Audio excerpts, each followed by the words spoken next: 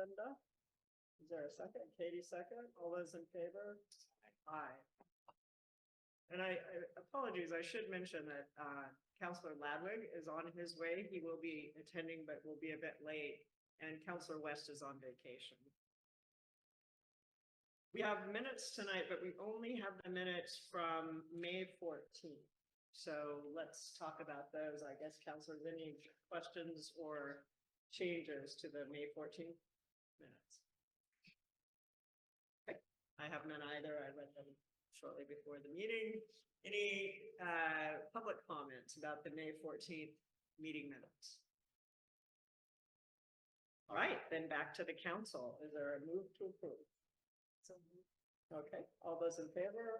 Or wait, I need a second. Sorry, Jack Tuttle second, and then all those in favor. Aye. Let me know if I'm going too fast, you guys. Speeding right along. Yeah, I do Yes. have a question about the minutes. Okay. I think we talked about this a little bit last time. Yeah. It must be really hard to keep current with the minutes with everything that goes on. But I know that I depend on getting the minutes from the last meeting so that I can actually remember what happened. Yeah. So again, I just would really like to say if we could keep current with the minutes, it would be a boon to me. Yes, so noted. I think, yes, it is helpful to have them for review. And then the only other option really is to go review some of the YouTube, the recordings, but when it's a 3 or 4 hour meeting, sometimes it's hard to find, a place where we discuss things. All right, so next up are council reports or committee assignments. I'll start with you. I have nothing to report. Okay. Ms. Breckenridge. The AAC, which I'm developing an acronym for, the Animal Advisory Committee has not met since our last meeting. It's our last council meeting. Okay. And I did attend a government to government with the Rancheria. We had a very good meeting. Nothing to report from that meeting. Okay. Any questions from the public regarding the committee assignment reports? It was fairly short, so. All right, well, we're moving right along tonight. So the next step is the staff report, and this would be from Eli, our city manager, as well as Humboldt County Sheriff's Department, Lieutenant McCall.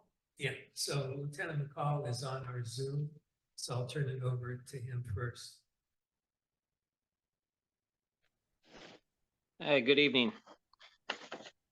So yes, looking at stats for the month of June, looks like calls for service were up a little bit from May. Not super surprising with weather and stuff gets nicer and just more activity in general. Went from 148 calls for service of those that were type that we kind of track stats for this report to 162 for the month of June. So a little under a 10% increase there.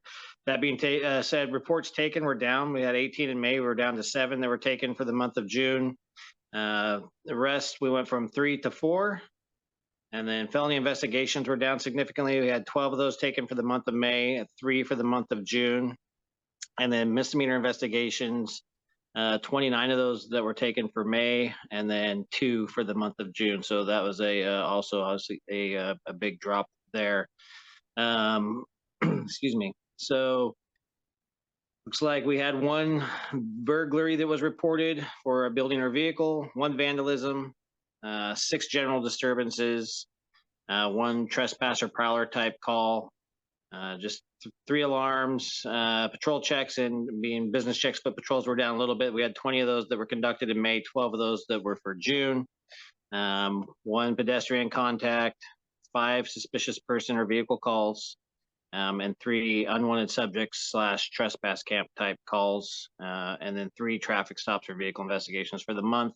And then as far as the other miscellaneous calls that don't really kind of fall into those major categories for that tracking, we had 108 of those in May, and that was up to 126 for the month of June. This is the stats for the greater Trinidad area, not specifically to the city limits area. The analyst that usually puts those together, I believe, is out of the office because I did not get those from her this month for the specific to the city of Trinidad itself. So that's what I have as far as those stats. I'm sorry that it's a little dark on me here. Was there anything noteworthy around the 4th of July weekend? Lieutenant McCall, anything that, you know of that was No, interesting or quieter or less quiet No. or? I mean, lots and lots and lots of fireworks calls, but nothing that I'm aware of, especially for the the greater Trinidad area that I recall seeing it come across my desk that was of any real significance or out of the ordinary for the 4th itself or that weekend in general. Good. It seemed quieter to me, but that's anecdotal. So. Yeah. All right. Any other questions for Lieutenant McCall? All right, then thank you very much. Really appreciate your time. Yeah, thanks, Lieutenant. And Eli, did you want to go into the staff report? Yeah, so regarding the staff report in the packet, I included number 1, Trinity Street Rehab Project. It's completed. Trinity Street has been repaved and striped. That worked out real well. And the water tank and pipeline project is still going on in West Haven Drive. And that's being completed by Mercer Fraser Company. So if anyone has any issues, they can contact them or call town. The Trinidad Chamber has a mixer coming up next week, July 17th, from 5:30 to 7:30 at 840 Stagecoach Road, which is an STR. And Fisherman's Feast will take place on September 28th in the Trinidad School parking lot and will feature 2 local bands. The water plant, there were several water leak breaks during construction of the water tank and pipeline project along West Haven, and that impacted water production and storage and ended up costing us more money because of that. We have a new T2 water treatment operator, Carl Anderson. So we're glad to welcome him to the water plant. And the May invoice for Coleman Engineering was $14,000, while the June invoice, although it wasn't received at the time of printing this, subsequently we received it. It's $11,535. And then I noted regarding the Taxpayer Protection Act that was slated to be on the November ballot. However, the California Supreme Court has removed it because they said that the act amounted to a revision of the Constitution. And the act would have required 2/3 voter approval on nearly all local revenue measures, including if we wanted to do fines or fees. So it would have made it difficult for cities to operate. The CPUC, California Public Utilities Commission, heard the request of AT&T regarding discontinuing their requirement as a carrier of last resort to provide landline communication services. But the CPUC refused to allow AT&T relief from their carrier of last resort mandate. So therefore, the AT&T will continue to provide landlines to the residents of Trinidad. And that covers pretty much the whole state. It was small cities, large cities all across the state that would have been impacted. And I had attended the one CPUC meeting. They had 2 of them. And there was a huge uproar from various communities. And then the public camping bans. So the U.S. Supreme Court at the end of June ruled that cities have a right to limit or prohibit homeless encampment on public property. This ruling said that enforcement of camping restrictions does not violate the 8th Amendment protections against cruel and unusual punishment, which was the standard under the Boise decision. of the Ninth Circuit. So now that the case went through the Supreme Court, it was brought by the city of Grants Pass, Oregon. So Governor Newsom said this decision removes the legal ambiguities that have tied the hands of local officials for years. There are two upcoming webinars, one of them dealing with code enforcement on this issue of homeless encampments, and another one that's just going to talk about the new Supreme Court ruling. So I will be attending both of those to get more information as to what the city can and cannot do. And that's all that I have. So May I ask you a question? sure. You'll be attending these two meetings about what city can and cannot do about homeless encampments. Right. Does the city have any interest in alternative? We can now have the right to say that homeless cannot camp on public, like they can't take over the museum area or something like that. But what are they going to do? Is the city investigating that at all? Yeah, so that's from those two webinars, I'll be able to get information as to what we can and cannot do. Especially when you go into larger metropolitan areas, such as in the Bay Area, where like freeway, where they have the entrance and exit ramps, people were camped all along there. And then San Francisco is also going to tighten up because people were all along the sidewalks. So fortunately, we haven't had quite the same issue here, but it certainly would help that we are aware of what the rights are and what cities can and cannot do. Because this will not only impact people on the public property, but also would impact people sleeping in their vehicles, which we've had that as an issue here too. So on one hand, we want to be compassionate, but on the other hand, we don't want it to violate the rights of the residents also. So it's a thin line, but hopefully through these webinars, we'll get a better idea. I had one other question, which I'm not sure belongs in this section, but maybe. At the last meeting, I think we talked about a list of city residents being put on the website so that people out in the greater Trinidad, when they bought something pricey, to try and get the vendor to reference the resident list on the website, so they wouldn't be charged the extra sales tax. Remember that issue? Right, yeah. Has that list actually gotten on the website? Well, so Gabe, what is that we can and cannot do? Because Gabe had been in touch with the state before. Yeah, on the homepage of the website, under doing business, it's basically on the homepage, and it's entitled Sales Tax Relief for 95570 residents living outside city limits. So we follow. And there's a listing of the addresses inside the city limits. Thank you. Right, other questions for Eli from the council regarding the staff report? And I do want to make a special note to thank Gabe in my absence to, beyond his city clerk duties, to have been acting city manager for 2.5 weeks. So I appreciate that.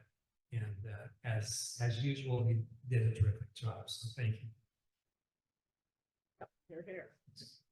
Any public comments or questions regarding the staff report?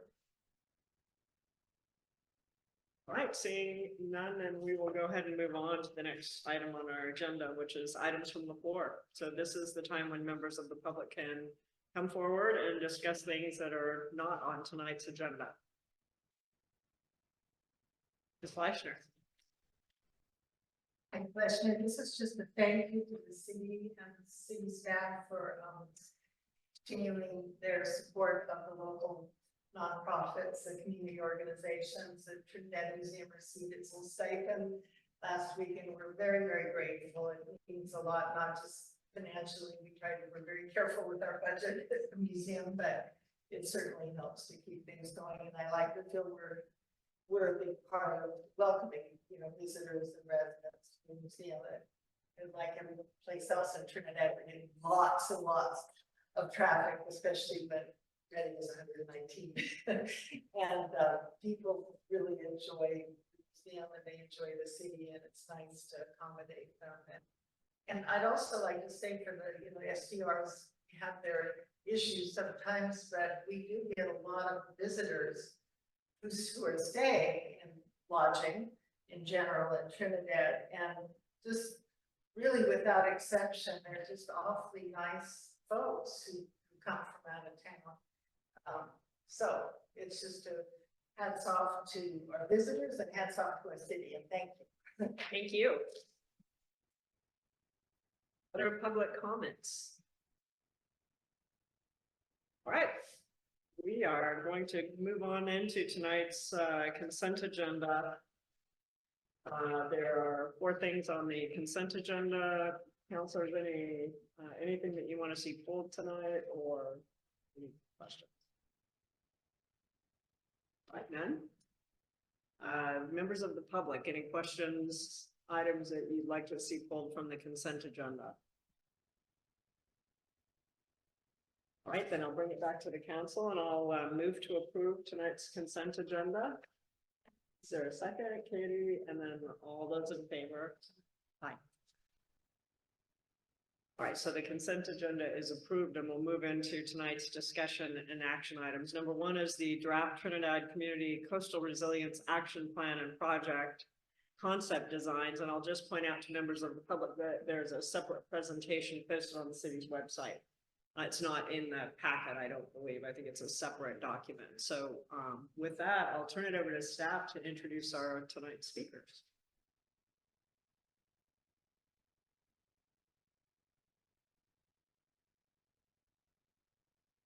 Hi. Can you hear me all right? Great. Hello, everyone. My name is Kristen Fortmere. I'm an environmental planner with GHD. Here along with my colleague Brett Vivian, an engineer at GHD. We're here to present to you the Trinidad Community Coastal Resilience Planning Project.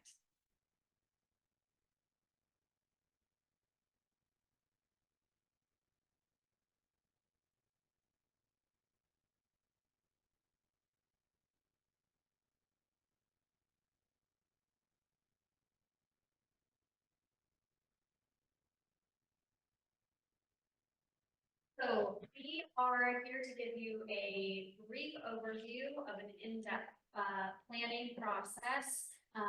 Like Cheryl mentioned, the draft final plan is posted on the website. So if you want additional details, you can go and click that link, and then we'll also be here after the presentation to answer any questions.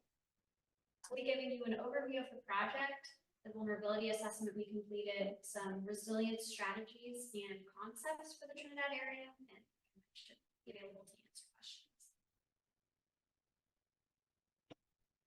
So the project team that worked on this project, the city was the lead and supported by GHD as far as engineering support and community engagement support.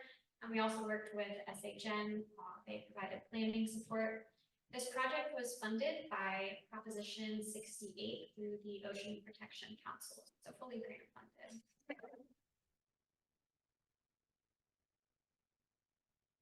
So a project like this is important for a multitude of reasons, but the council in the past has received many comments related to coastal concerns over coastal resources, cultural resources, trails and coastal access, vulnerability, and failing of any sort of infrastructure.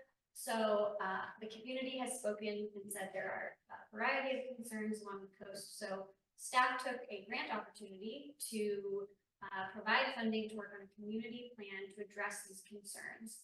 Additionally, there is state guidance on climate planning that recommends things like resilience action plans are integrated into other required plans like safety elements. So the desired outcome of this planning process is to create a dedicated resilience action plan, which is a report essentially that identifies projects and programs that can improve the resilience of the community and address the concerns that the community has brought before council. Additionally, an additional goal is to form community partnerships and build community capacity for coastal resilience by both educating the community about their vulnerabilities and collecting input from them on what they'd like to see in the future. And then lastly, this process can help inform the local coastal program update. So the planning area for this study mainly focused around the Trinidad area, but it did expand outside of the city limits. So we're looking from areas all the way from to the north, Trinidad State Beach, to the south, Trinidad Rancheria, and then in certain areas we expanded the planning area to include areas of the watershed or utilities that intersected between different jurisdictions and things like scenic drives along the coastline. So this project has occurred over 2 years, and we had 3 main tasks: community engagement and partnerships, an integrated coastal resilience action plan, and project concept designs. So the first task I'll tell you just a little bit about today is the community engagement that we conducted as a part of this project. So the goals of community engagement is both to educate the public about this project and also to gather very important input on what the public would like to see. So we held 3 public meetings over the course of the project and also conducted an online survey. In addition to that, the city reached out to various local tribes, including the Yurok tribe, the Trinidad Rancheria, the Razahini Rancheria, the Chura Ancestral Society, and the Chura Management Team, all about their interest in participating in the project. So over the course of these 2 years, we've met approximately 18 times with both a group of tribal planning partners and then also individually with Trinidad Rancheria, the Yurok tribe, and the Chura Management Team.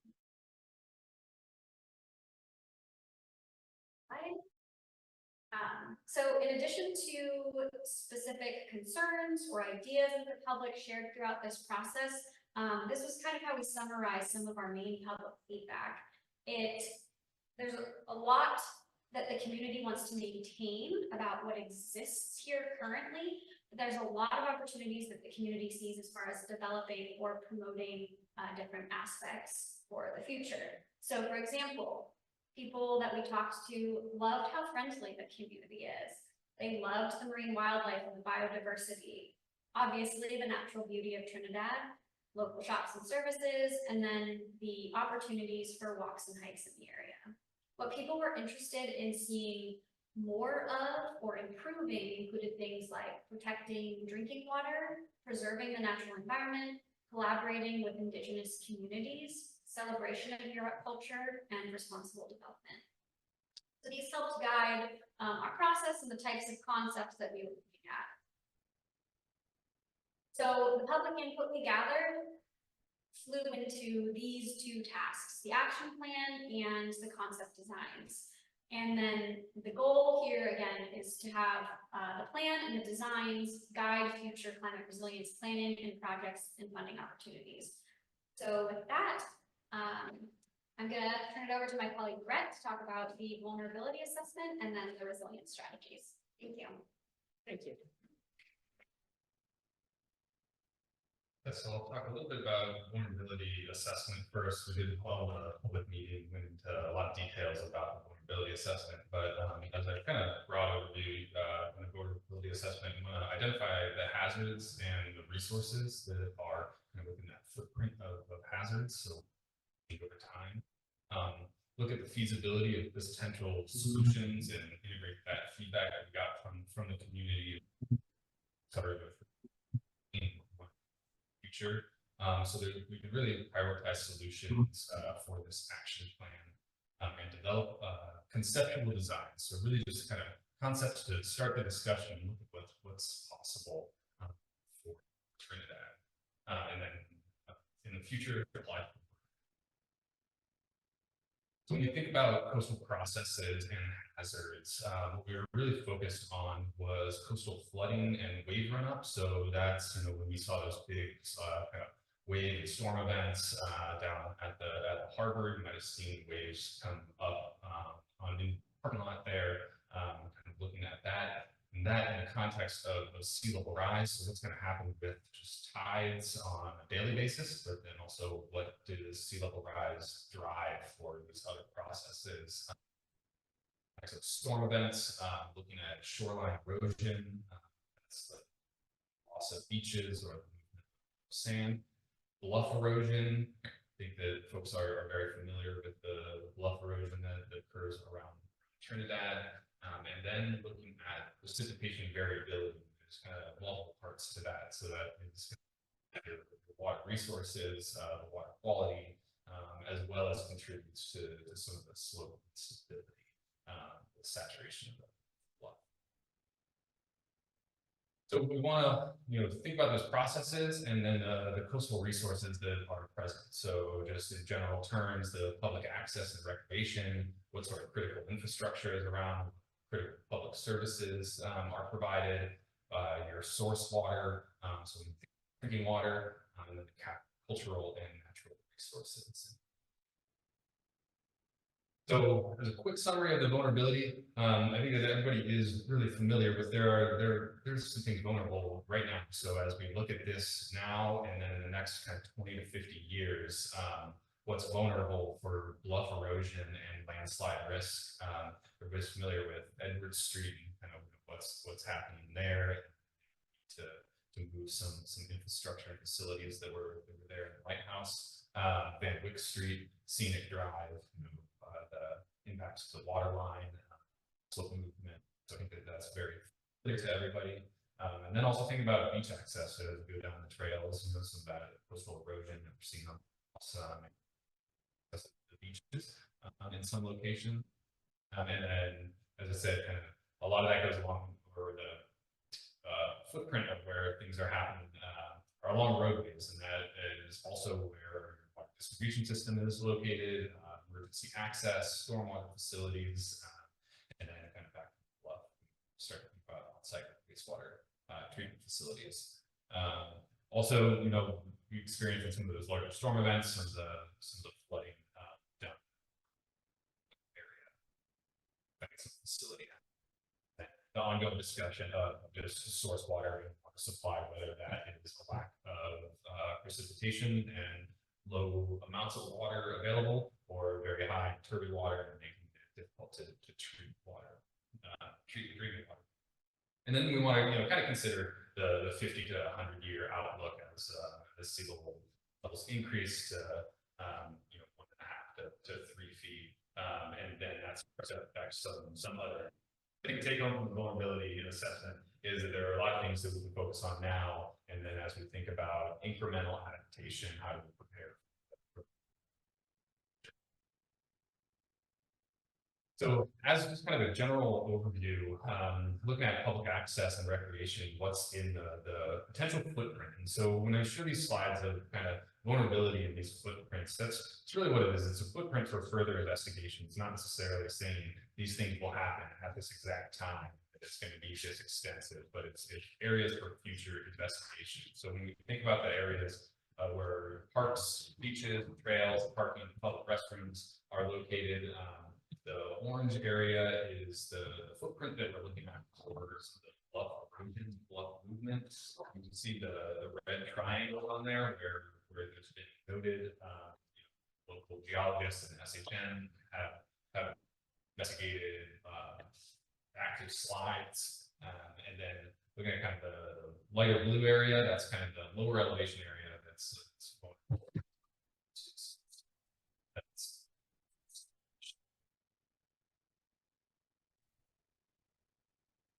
as we think about critical infrastructure and public services, really looking along the roadways and what goes along transportation infrastructure and how that's emergency services and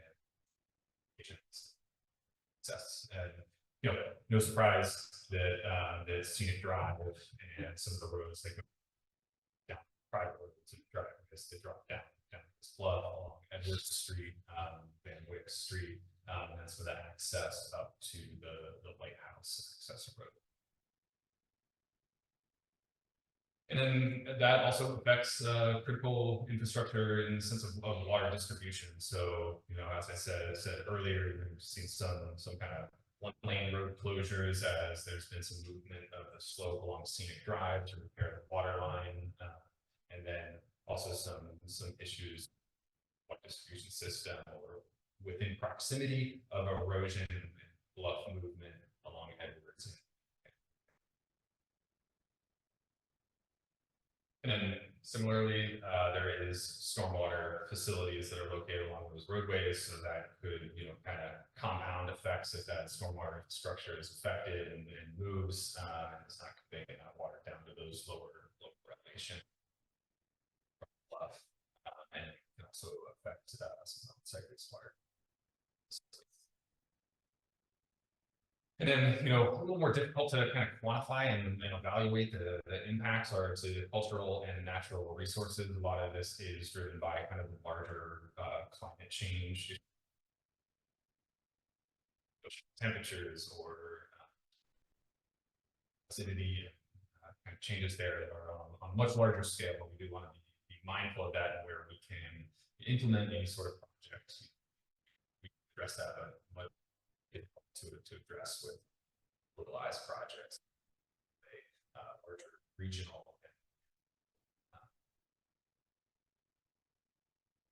So thinking about those vulnerabilities when you move into resilient strategies, and I'd like to kind of, you know, go back to what Kristen was saying, and what we got for feedback from the community. In our most recent public meeting, we had different stations where we kind of talked about different resilience strategies and options for what the community can do, so that would influence the conceptual designs for resilience.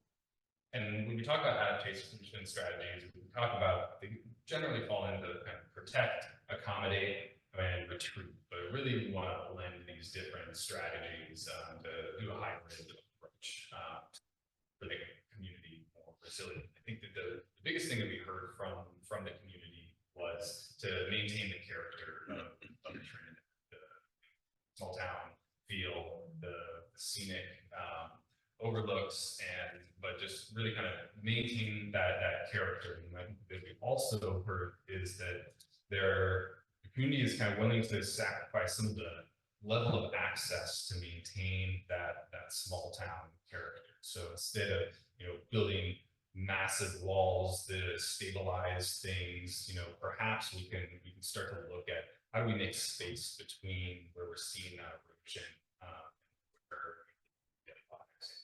access areas. So we kind of tried to take that into consideration as we developed some of these strategies. And so when we think about these strategies, there are trade-offs. When we focus on kind of physical protection, as I said, like a large wall or something, then that affects the kind of, or compromises the environmental aspects, potentially, or removing trees or removing vegetation, but it's kind of changing that visual character, it's changing that environment. If we focus exclusively on environmental features, then that's kind of pushing some of the resilience strategies, you know, kind of maybe adapting some of those physical approaches to make room for the environment and not having quite as much access as you see in some of these concepts. So when we were looking at the kind of priority vulnerabilities, kind of discuss the priority areas, we can kind of capture things in bluff instability. So that's the erosion or bluff saturation causing movement of bluff, and then precipitation variability. And that's kind of the driving hazards that we're seeing. Bluff instability is really affecting roadways, utilities, emergency access, public access, and then precipitation variability is really your source water kind of primary effect there. And then those locations, as we said, I think everybody is familiar with kind of the Drive area, Scenic Drive area, kind of encapsulate a lot of that like South Bluff and Scenic area, and then precipitation variability for the kind of water watershed in the city.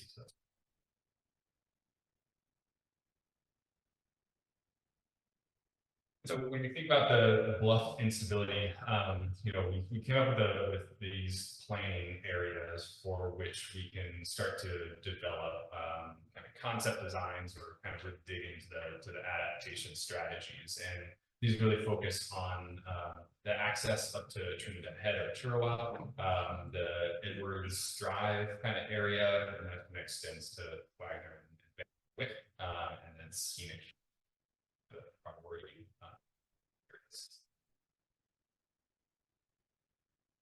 So then thinking about Edwards Street planning area, a lot is going on in this area, as I think we're all aware, and I realize that there's a lot of lines on this graphic, but kind of the more colorful lines. We're looking at kind of the bluff retreat, the projected bluff retreat. We really want to kind of better understand what's happening there. Again, SHM's done a great job of mapping some of the slope movement.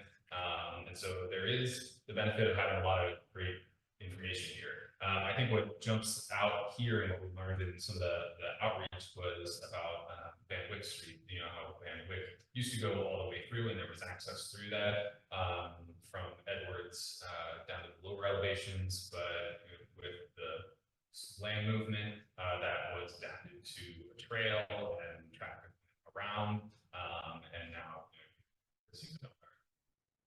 trail closure as well. But that's a good example of the need to adapt our behavior and our access.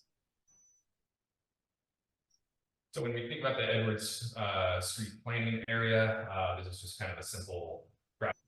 The South Bluff, Old Home Beach, Launcher Beach, Van Wyck Street, Edwards Street, and then kind of extending that back onto Trinity Street, and that kind of surrounding area as we start to think about access.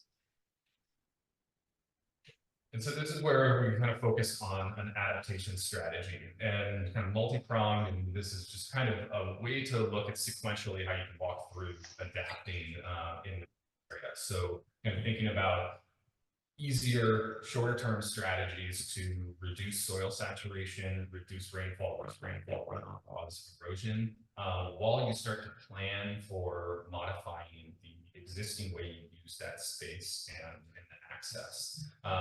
What you can see in here that is the dash lines of planning kind of timelines, and then where you see the trigger or the kind of squiggly line, that's when there's an event or a trigger that makes you kind of have to jump into another type of adaptation strategy. So as you modify kind of that existing access and plan for it, as bluffs retreat starts to happen, you want to think way to access Edwards Street surrounding area. And then you can start to implement some structural stabilization measures. That takes a lot of planning, it takes a lot of funding, but we can kind of target specific locations, and then potentially at some point, those structural approaches start to fail like the distant future, and then you're kind of looking long term at access routes. Quite a while. And I guess I would highlight that, these certainly require close coordination with the tribal heritage preservation officers and shoreline management team in this area, as well as property owners. So some of the strategies to reduce bluff instability and drainage improvements, you can put in kind of some structures in the lower left, like fill in gaps for curb and gutter, so that the runoff won't go over the bluff edge and cause erosion. In the top right, you can implement some of the measures that have already been implemented with the ASDS project to infiltrate or capture water and convey that to a storm drain system over elevation where it's safe. And then you can identify a kind of prioritization area to really reduce soil saturation. So that might be including septic system upgrades for aging systems, looking at wastewater collection and treatment systems that could be small package plants, or a larger approach, looking at wastewater reuse, and maybe the easiest ways are to reduce water use. And I think that the city has done that over time. Low flow faucets and that sort of thing, but just reducing water use overall. So bluff instability along Edward Street. So what was proposed, with the movement to the slide at the Civic Club property and Lighthouse was a soldier pile wall tieback, soldier pile with tieback wall. So very much structural solution to stabilize that area, but we can look at the extent and where we want to target to put in kind of more structural measures, and then looking down at the toe of the bluff, other measures like bioengineering rock to prevent some of that erosion. Important to note that again, TIPO and dry management team involvement, as well as kind of challenges with permitting and the regulatory agencies to really figure out what is feasible and acceptable in these areas. So this is the concept that we came up with for this area. It's a compilation of it could be multiple projects as you kind of think about the vision for this. I realize there's a lot of colors here, and we'll get into some of the details. But kind of back to what we were saying about like how do we create space from that bluff edge where we're seeing things move, and then still maintaining some level of access, and then kind of similar to the way that Van Wyck was used and how the transition of that use from vehicles rail kind of occurred, and then the community kind of adapted to the changes of that. But can we get ahead of that and not be reactive, but be proactive and create that space? So what we're looking at here is, can we kind of change the flow of traffic and go from basically some 2-lane areas down to 1 lane? And so basically, if you were to come down Trinity Street, which is at the top of the screen, and then you turn right on, is it Edwards?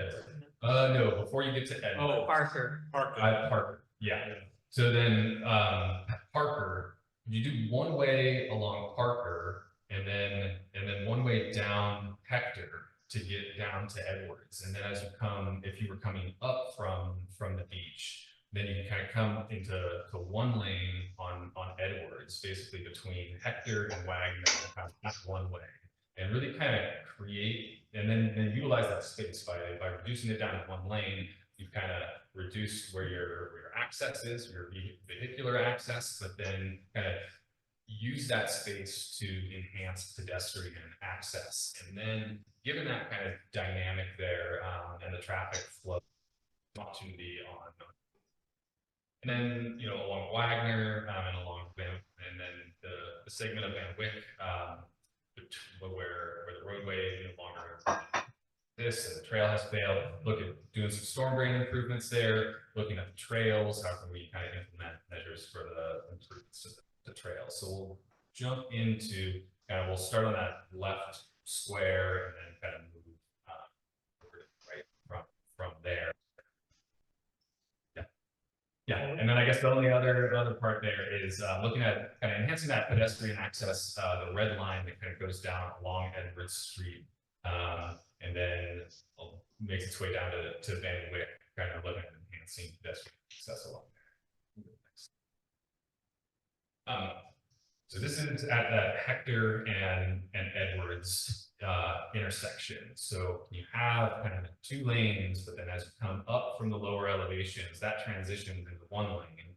And then if you look on the right side, I realize it's a little small, but looking at the cross section, basically having a wider area where you can do some potentially interpretive signage area or vegetation, but then also kind of pedestrian, bike and walking access, benches, but really just kind of create space there.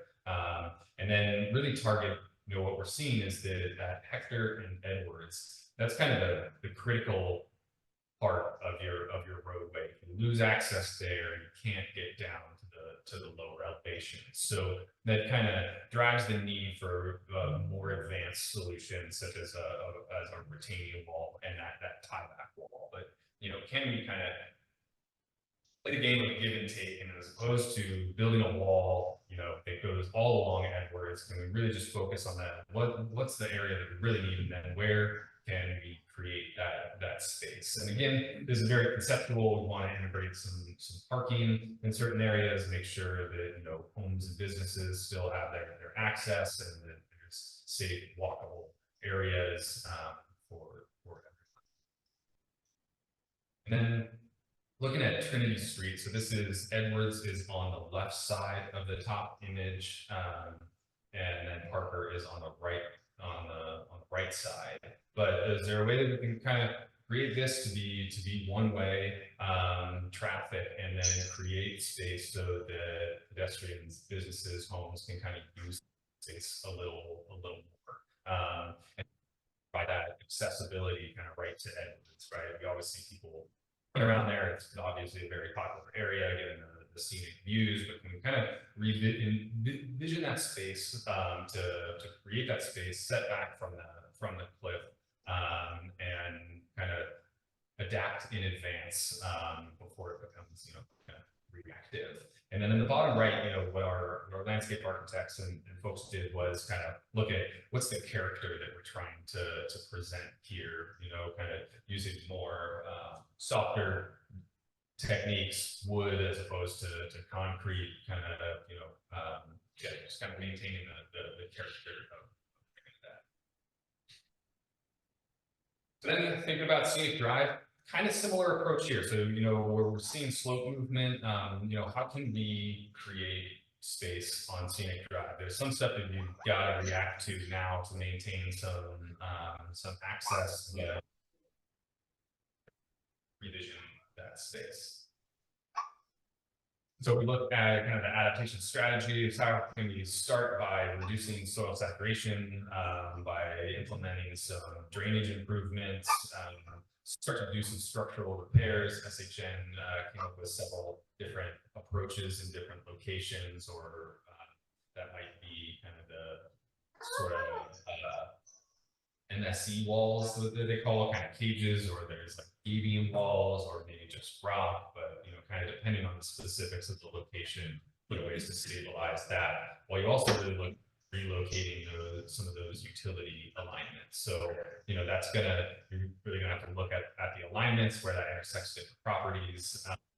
And then eventually kind of start, envisioning that space to reduce that access, and maybe going down to one lane, but enhancing the pedestrian and bicycle access along scenic drive.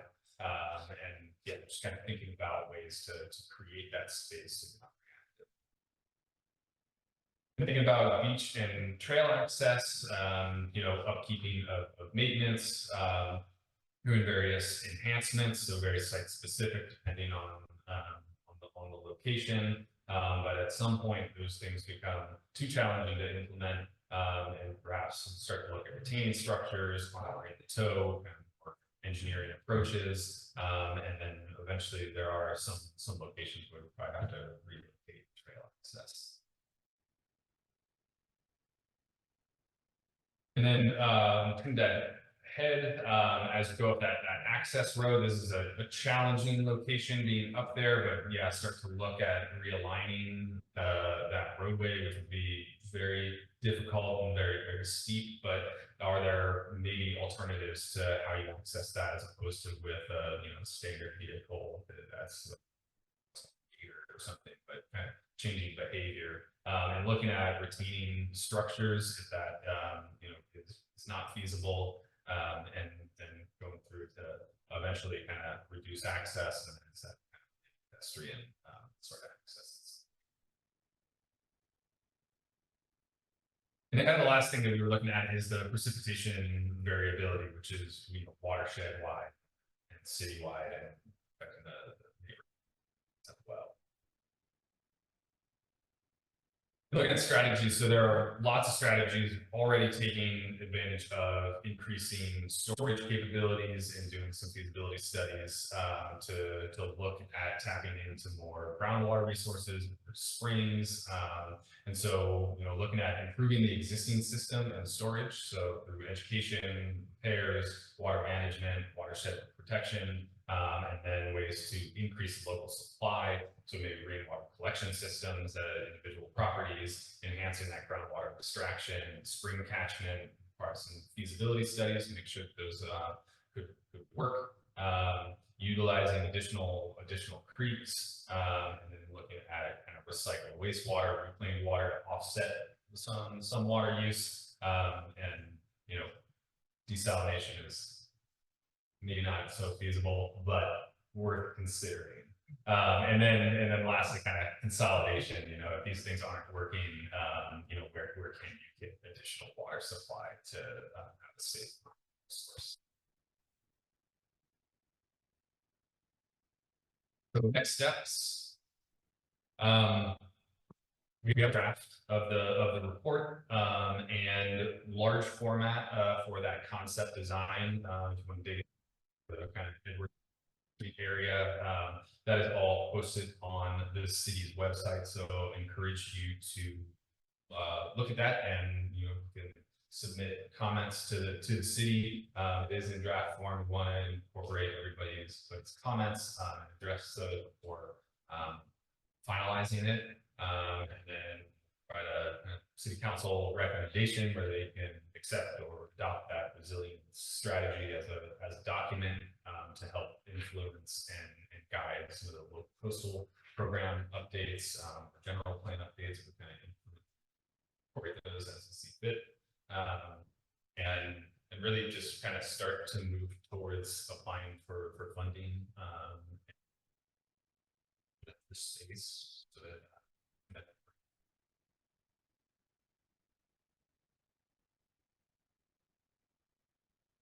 Thank you.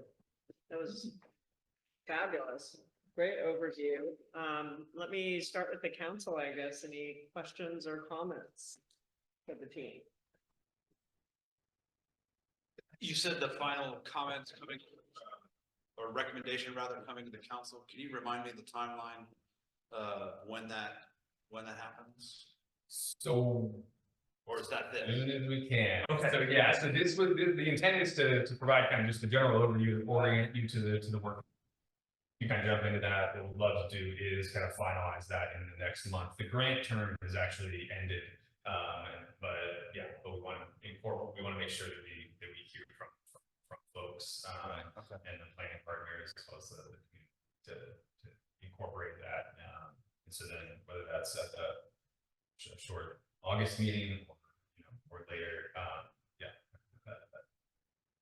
I was trying to memorize or visualize rather the timeline that you have. So we're done with public input in terms of like the large presentation, and now it's the draft plan, and then we can move forward. Correct. Yeah. So gathering input online, or you can review it online, submit any comments to the city, and then we'll incorporate everything we can. Can we push that out through the city's communication platform? It is out there. Fabulous. It is on the, it's out on the, where, right now it's where you find the packet for today's meeting. It's posted there, but we will also post it under the coastal resiliency tab if we haven't already. We can do that later tonight or tomorrow. Yes, so I guess just to be clear, so I thought the plan. The note, you just put it on there so you can see. Oh, what's excellent. on the Yes, list. so it's under coastal resilience project, already there. Better. It's a little slow to come up for some reason, but it's there, so. Yeah, I see That'll be it. good. Thank you. So the only comment I had was, I was thinking about the downtown, the vision for the downtown area. I guess I call it our downtown area, right? I love the idea of having, as my personal opinion, I love the idea of making the city more walkable and having like areas where we can sit outside and having more, kind of trees and conversations and outdoor dining and all of those kinds of things. If I'm a person on one of those, residential streets, I might be concerned about traffic flow because now we've redirected traffic from the main arteries to those other areas. And so I'm sure that, we're going to hear from the public about whether or not that would be workable for them. And then I guess also just from a traffic flow perspective, and Josh is here, we're going to be talking about this a bit more. Just would it mean that we just have so much traffic going one way, because now we don't have two ways, or sort of the volume would be a question. I'm all for anything that gets everybody out of their cars and walking and biking and everything else. So I thought that was a pretty cool idea. Yeah, and I guess I would clarify that, yeah, certainly there would have to be traffic studies, a lot more community outreach to just get everything dialed in, but we want to kind of start that conversation of what's based and how does it affect folks. Yeah, most all of that. I think the other thing would be, a lot of dialogue and discussion around any kind of modification along Edwards. If we needed to do any kind of retaining wall or anything like that, would be a very much concern to the Tri-Ancestral Society as well as the Yurok tribe in Rancheria in terms of cultural impact of that area, as we know. So, and I noticed you had in there a number of times that you wanted to get more input about these. Yes, and we have been working with the tribe management teams of the Yurok and the Tri-Ancestral Society quite closely, and have provided all of this, and we're waiting for comments back from them as well. But yes, excellent. Cheryl, you kind of bring up something to mind, which is to what degree does this plan collide with the traffic planning that is coming to fruition this year? Are we going to have to undo what we just did, or? Hopefully we could add this to it, because what we did, well, we could use some of the data that we already have on Edwards and View and Ocean, and we'll talk about that later tonight, could help inform this plan, I would think. And I would say that, it's not necessarily that this concept would be implemented all at once, but kind of if you can establish a vision for the future, then you can kind of incrementally implement these changes and in multiple projects as you think about the future. But we're not in close coordination and kind of developing this because we also want to get community input on is this even appropriate, this type of vision, but just kind of start having those discussions. But I think that when we think about adaptation and sea level rise and climate variability, we kind of want a no regrets approach. So as these opportunities start to come up, let's start thinking about the future and then where things can dovetail and build off each other, so that we're not doing something and then tearing it out to do something else and then tearing that out. I think, at least the way I'm looking at it, Katie, is that this project sort of takes the traffic idea and puts it into more of a 50-year period instead of what are we experiencing this summer, right?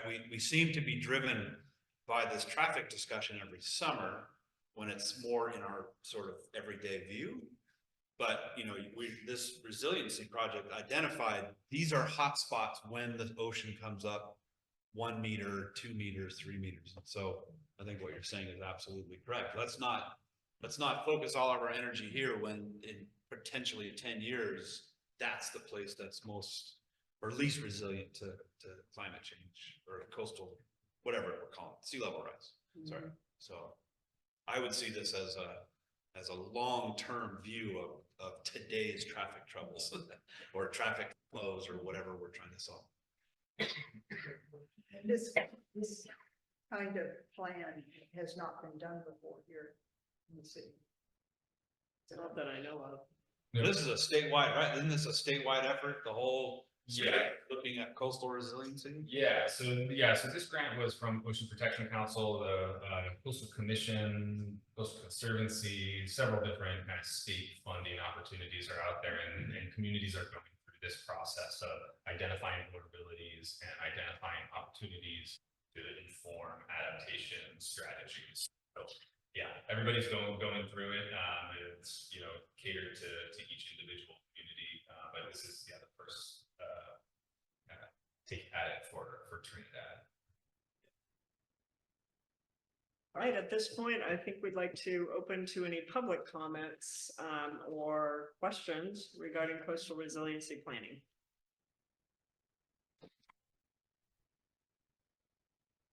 All right, I know lots of folks have participated along the way and given input.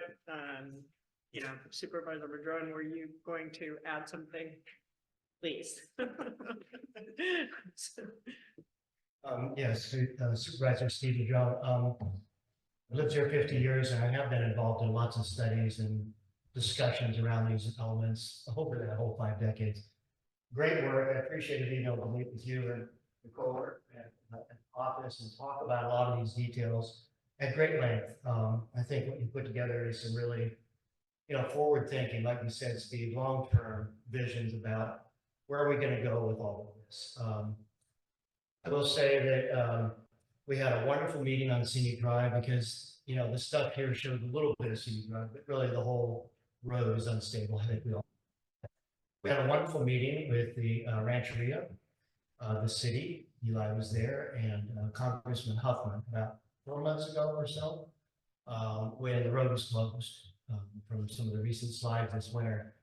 And we had County Public Works, we had the Land Trust, we had a lot of players, including Friends of Scenic Drive folks were there, some of their representatives. And I'm happy to say that Senator Padilla has put Scenic Drive on one of his priority lists for infrastructure funding. Not for the whole project, because that's going to be $40 or $50 million, if not more. The good news is there's a lot of bedrock underneath Scenic Drive, so you can pile drive in and create some engineered walls, and it's just really expensive. But that's the first step, and what the earmark is for, I think, $850,000. Tom Matson also and our Board of Supervisors approved Scenic Drive as top 3 priorities in Humboldt. To get initially $1 million or so for the engineering studies. You know, like we said here, there's all these different phases that you have to go through to get from concept to construction. So that's some good news. When I took office, I found out that Scenic Drive wasn't even on HCOG's list to even be considered for funding. It is now, because that could very much be one of the sources. I was also informed that when the county took over Scenic Drive in '67, when Highway 101 was built after the '64 flood, Caltrans told the county, we're not going to maintain both, you're going to have to take Scenic Drive. And at that time, there was a $15 million deferred maintenance estimate for Scenic Drive that we inherited. So this is a great time with Senator McGuire in a very powerful position right now, acting governor for a few days last week, and with Congressman Huffman to really start getting the ball rolling on some really big stuff for Scenic Drive. It is an economic engine for this area. It is a lot of coastal beach access. There's a lot of really important stuff connected to that, as well as homes that are jeopardized there. So that's just that piece of Scenic Drive. One of the concepts that has been discussed over the years about dewatering or adding less water to the slope is whenever you're dealing with landslides, you think about how do you protect the toe, how do you reduce the amount of water going into it, and how do you provide structural stability and other things. I like the concepts of thinking about retreat, and maybe the roads have to be redesigned or whatever long-term issues, neighborhoods could be impacted, et cetera. But one of the thoughts was, you know, the Trinidad village was there back in the 1800s and going further and further back for hundreds of years. There wasn't all the water in the bluff that it is here now. So we're bringing 90,000 gallons a day on average. Those are some older numbers, maybe it's different now, but I suspect that's somewhat in the ballpark. And that's being injected into the ground through the septic systems. Now, not all that enters the bluff and goes out that way. Some of it goes out that way. Some of it's happening, you know, outside the city limits. But there's a significant amount of water that is brought to town and injected into the slopes. And that it kind of works against your slope stability. So could there be a portion of the western or southern edge of town that could be replumbed and that water taken down into the leach system on the backside of the Trinidad Sea Beach parking lot? Now, the Rancheria has their leach system there as well, but they're up on the little bluff above the lighthouse, I believe, where they did their improvements when they, did all the work they did down there with the pier and everything else. I don't know if that's feasible or not, but it's a concept. Could you have a significant dewatering of the slopes by taking a significant amount of the leach water, the gray water, not the brown water, but the gray water, and bring it on down into the leach system? Certainly, if that could be done, that would be an amazing component to adding bluff stability. The other concept, tow protection, as was mentioned here, has been discussed, and I've proposed several times an idea that, it's impactful to do anything, no matter what you do in life, there's impacts when you do construction, but Growth Lane could be rebuilt at the bottom temporarily and then returned to trail stands after it's done, to be able to have access right down to the beach with trucks full of riprap. And often on the beach, for those of us who go there, we'll see in the wintertime lots of huge logs get deposited on the beach, and then they go away and kind of transient. So yes, you could build a retaining structure at the toe that not only would add stability to Edward Street and the houses along the south edge here, but the shell bed from the village is being exposed. If you walk along the beach, you can actually see the shell bed, and there's been digging into that over the years for artifacts and stuff. And right above that are grave sites, right, in the village. So it is threatened by this sea level rise and toe erosion.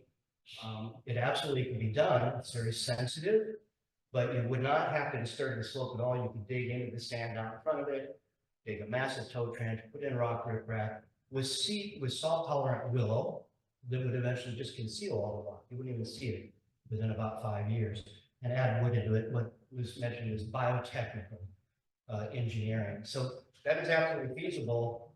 The Coastal Commission isn't very fond of these types of structures because of the potential for the structure to divert or deflect wave action somewhere else.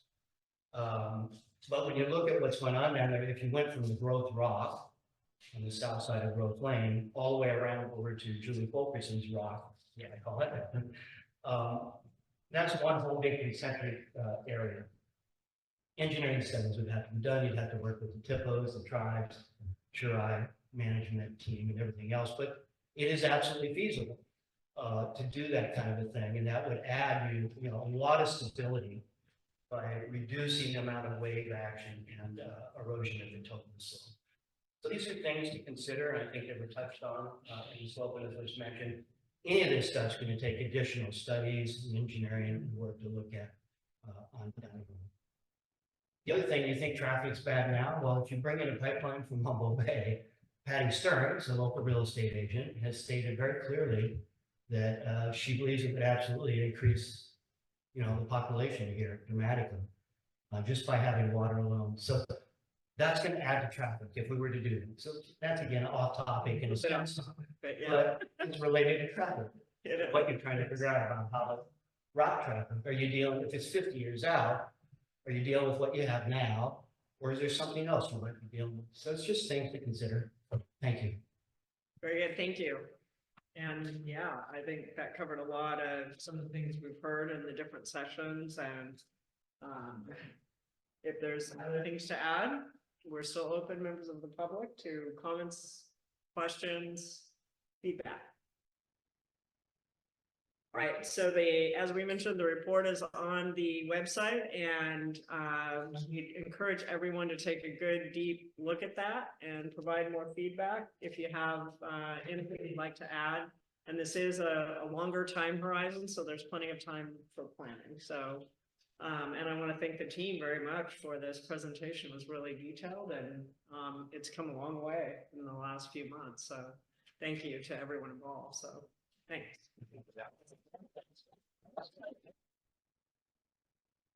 All right, with that, I'm going to move on to item number 2, presentation discussion of Main, Trinity, Ocean View, and Edward Streets traffic study. So this is more the short-term horizon. So yeah, we have Josh Wolf from GHD, and then online is what, Frank? Yeah, so Frank Henry is a colleague of mine, a senior traffic engineer. Presenting background, working with me on various Trinidad traffic engineering aspects for probably 15 plus years. So I don't think he's been to council meeting, but Frank helped with this traffic study. So I wanted him to be here in case he has any questions or if there's anything you want to add. Excellent. So Dave is queuing up a presentation.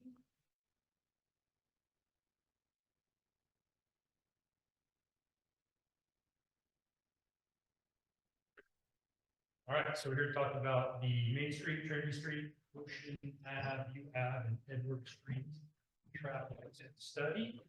I'm going to provide a pretty high level overview of this. The draft study was included in the council packet, so feel free to take that. If you have specific questions, we're happy to answer those, but otherwise I'll just give you the background information. Talk about the study as it was conducted, some of the findings and countermeasures. The recommendations are suggested. So thinking back, I think this is maybe the third or fourth council meeting that we've been to talk about this. So it's been a little while. This topic first came up, I think, over a year ago. There was a couple of specific concerns that were here. Traffic volume and vehicle speeds on both Ave and Ave. The concern was that potentially vehicles were essentially bypassing Trinity Street and portions of Main Street, utilizing these residential areas to get through the more congested portions of town. And as a result, there was high vehicle volumes and excessive speeds. Past council meetings, we have talked about some potential countermeasures, and we'll talk a little bit about those tonight as well. But at one of the last council meetings, council did ask us to go back, take a step back, and really look at the traffic, do a traffic study, better understand the issue. Is this really just a perception of some issues, or are there some real issues that can be documented? So that's what we're going to talk about tonight. So this is just a quick overview of the actual traffic data collection that was done. So we did both volume and speed counts at 5 different locations in town. It was on Main Street, Trinity Street, Edwards, Ocean, and View. On the right side, you can see the little red lines. That's about what the traffic counters were relative to the. It was a full 1 week traffic count, so continuous counts over a 7-day period. It happened in March of this last winter. It was considering a typical time of the year. It was winter, but we did try to be strategic when the counts occurred, so we avoided severe weather. We ensured that it was in session, there was no major events happening, no construction in the area. The data should be representative of the typical condition.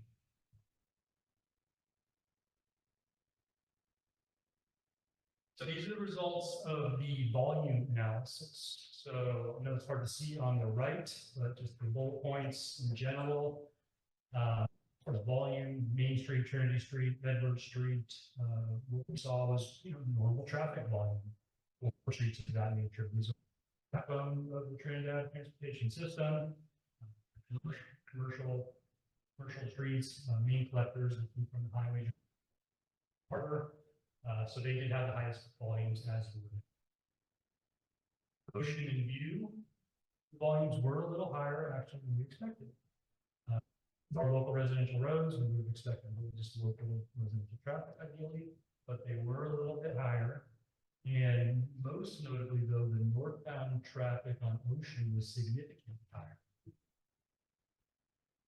It certainly does indicate that at minimum, town traffic on Edwards, so as you're coming up the hill, you hit the stop sign at Trinity Street, a lot of that traffic continues straight on Edwards and then makes a left on Ocean and runs through town. So that is a good situation to be. It's also, it doesn't mean that traffic also isn't going southbound. I think that's a reality too. People are also probably cutting through a little southbound.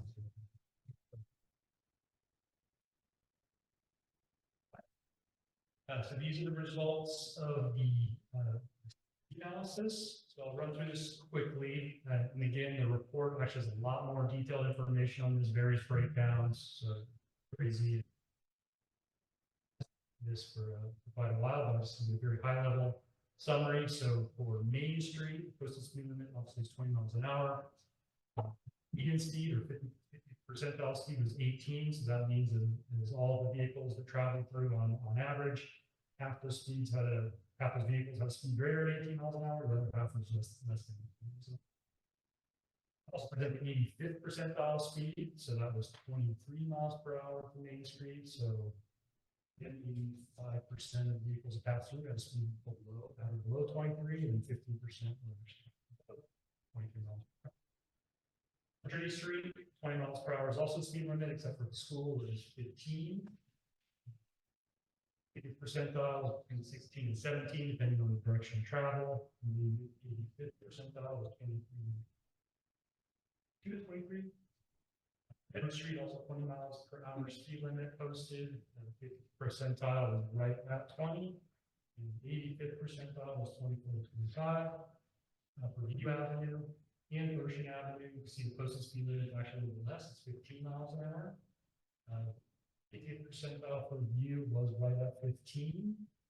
For Ocean, it was 18, so just a little bit higher. But the dials were, relatively a bit higher relative to the posted speed limit. So for View is 19 to 21, and for Ocean it was.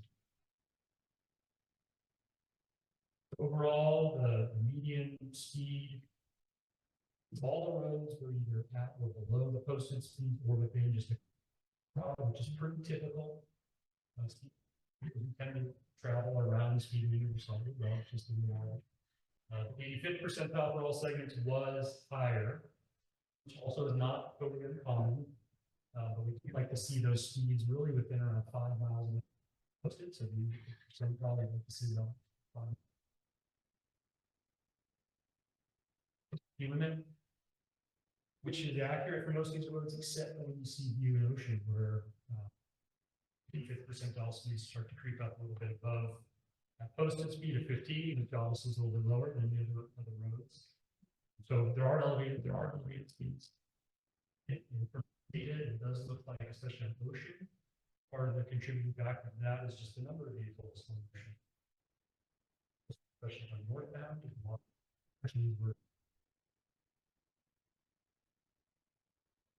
I'm going to pause and see if there's anything there you'd like to add.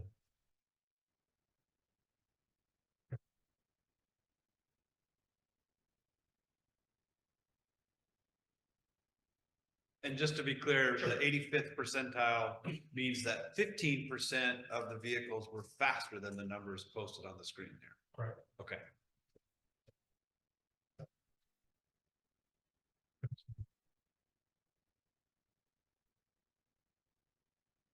So now we'll talk about some potential countermeasures. And so some of these you've seen before, there's a few that are new. Most of the ones on the screen you've seen before. So this is for Ocean and View. These are some countermeasures we talked about at past council meetings. These are focused on changing the character of the road so people understand that it is a residential area and that we would the city expects them to drive slower speeds, and also an attempt for people from using these to through town. So we have here are the transverse pavement markings on Ocean Ave and View Ave. There's a photo simulation of that on the upper right. Adding edge lines on View Ave. There's already edge lines on Ocean Ave. And we've got View. There's some updated speed limit signs. We've talked about replacing those with new standard signs and relocating them more visible. And then the last item here, which has come up also, speed humps. So speed humps are still on the table and could be an effective countermeasure to speeding and also for discouragement of the youth.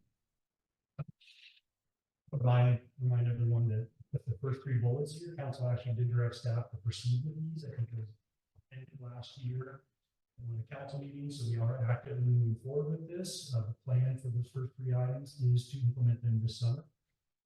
It's the HSIP project, which is really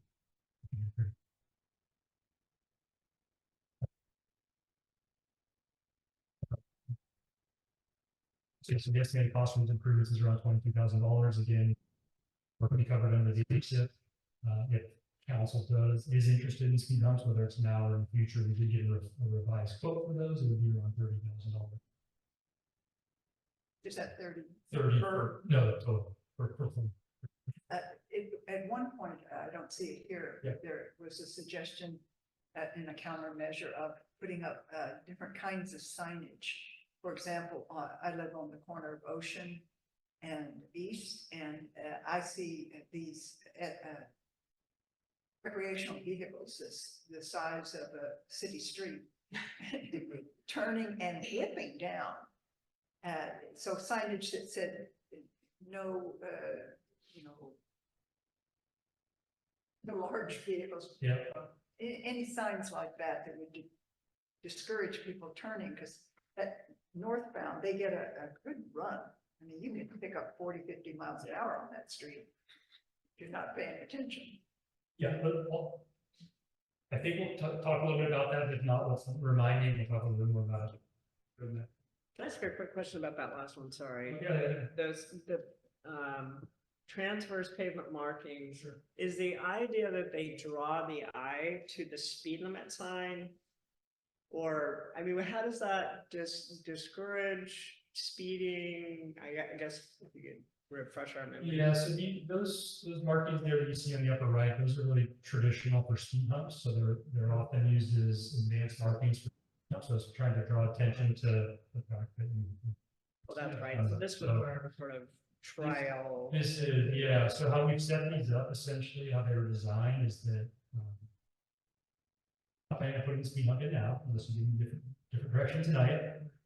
Instead of the speed hump, you can see there's a large white line across the road, so that would be just a large transverse marking across the road. Yeah. But in the future, if you want to put a speed hump, you basically take that marking out and put the speed hump. And that speed hump could be, you know, an asphalt hump, or we also talk about switching bolt now. 30,000 for us. Total. And I'm a little bit. 30,000 total. So 4, right? 4, so yes. Oh, so you get $78,000. one on each end. You Okay, get 2 on View and 2 on Ocean. Yeah. okay. So it's 30K for a pair. For 4. For 4, okay. All right, that's And- better. Sorry, I wasn't tracking there. I was thinking it was per street. What's the lifeline on those bumps? How long they last? Good question. I think probably it really depends on the use. You know, it's about 20 years, so I would expect it's like a payment, you know. Cool. Okay, thank you.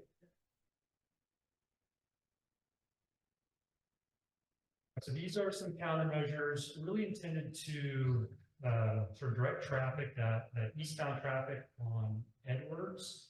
It's currently proceeding through after they hit the stop sign in Trinity and keep going until they get to Ocean. So what we, you know, one observation is that people are likely, especially if they're not familiar with the area, they drive up to the top, they hit the stop sign, they're enjoying the view, another block of view, keep going straight, and then continue around. This is intended to draw attention to the fact that if you, you know, try to get somewhere, get to the highway, get to the shops, get to the galleries, I think some guides on people to help encourage them to turn. Now, it's not foolproof, but we're looking at doing some incremental, low-cost, near-term improvements. Try to see. So on the right there, we give some examples. There's all sorts of shapes and colors and sizes of this. It can be a sign. Communities.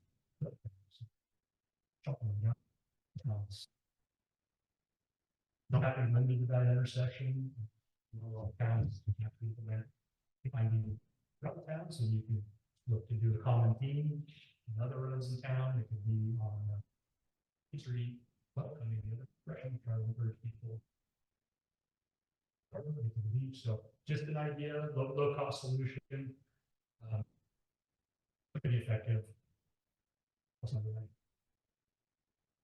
I think that's a nice idea. I mean, I see a lot of people when I'm walking around, or I think all of us experience those people asking for directions. They don't know, you know, I was just behind somebody at the intersection of Edwards, and, you know, they just sat at the stop sign, and I was behind them, and I was like, what you doing up there? And it was that they couldn't figure out which way to go. Like, do they go left, or they go straight? And so I think it's nice to give them a little more information. I don't know if this is the time, Josh, but, and I know I'm putting you on the spot, so I'm really just looking for more of an initial reaction, but the proposal from our previous presentation did, talk about one-way traffic and, doing the route around, Hector and Parker and all that business. How does that fit in? I'm just curious about how that fits in with these potential countermeasures and slowing people down and whatnot. Is anytime, how about this? Anytime in your presentation, if you could weigh in on that. You're talking about the presentation just before me? Well, yeah, well, we just heard about the circular, one way down this way and one way down. Just because we're talking about these calming measures and, just how does it fit in? Because a lot of this stuff I'm hoping is complementary and not contradictory in terms of. Yeah, I think that for the most part, they're sort of independent, because as we talked about, these are the near-term improvements to address issues today, Sure. and that's really a longer-term planning study. Okay. There are some things we definitely want to consider, and, for example, some of the one, the presentation showed a one-way flow southbound on the pushing. Traffic. So we want to think about those things. Mhm. It doesn't mean you can't do it, it just means we gotta put some thought into what that circulation looks like. Some of those roads are effectively dead end for traffic. I just wanted to make a note that the main reason with the coastal resilience plan of that one-way concept was due to the fact that right by Edwards, near where the prior lighthouse used to be, the Lighthouse Memorial Lighthouse, we've seen more bluff erosion in that area. Mhm. So we're just thinking part of the coastal resilience plan is that if we have further bluff erosion and it does affect Edward Street, then we might lose a lane, and therefore we might only have one lane to work with. So in that area, we would end up doing that. I mean, there could be some other reasons we might in the future, but that's the primary reason tied to the coastal resilience plan. Gentlemen, I don't think anything we're talking about here would preclude that. There could be some very simple modifications, moving a few signs or changing striping. Nothing. Yeah. And I know we're not making any decisions. I just thought, we've got all these ideas floating around and we are kind of wrestling with immediate versus long-term. I just was hoping to bring everybody's mind into thinking about both the short and the long-term. Thanks.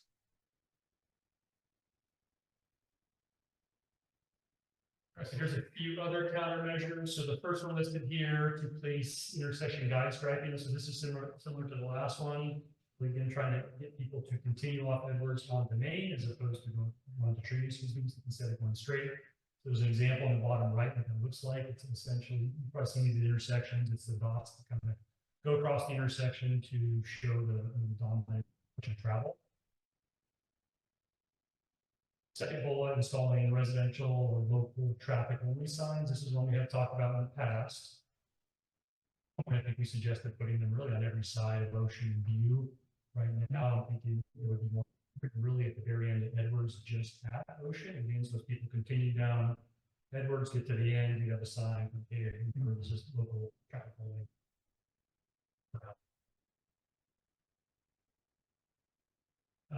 The more extreme improvement, this next one, bullet 3, is to put a barricade in the ocean. This was effectively, so think about putting a barricade on northbound traffic only, so southbound can still get out, but you effectively cut off northbound traffic and force people to turn around. It's unfortunately certainly something other. Last one, installing radar feedback signs. This is purely to address speeds on Main Street and Trinity Street, primarily from the school. Something I know just here.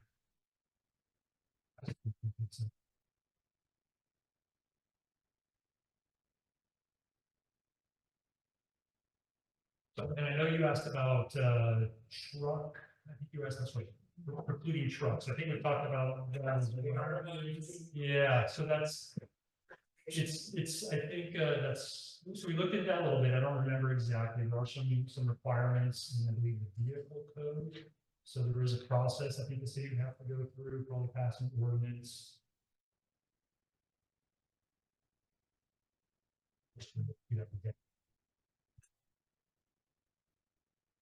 Seems like it's usually weight or something, where I think we restrict by, But And it that doesn't eliminates trucks, appear from the semi-trucks, traffic or- study, or I guess that doesn't really distinguish, but Yeah. the number of vehicles on northbound on Ocean during the week, right? I don't know that we have 130 delivery trucks coming through Trinidad in a week. But there's 130 more roughly cars going north on Ocean, right? So vehicles. So it seems anyway that we're talking more about school drop off and that kind of thing. Moving on to Ocean and other people, like you said, getting to the top of the hill and like, hey, there's more ocean. I'm gonna keep driving until I don't see the water anymore. And then, oh, now I'm in the middle of town. So.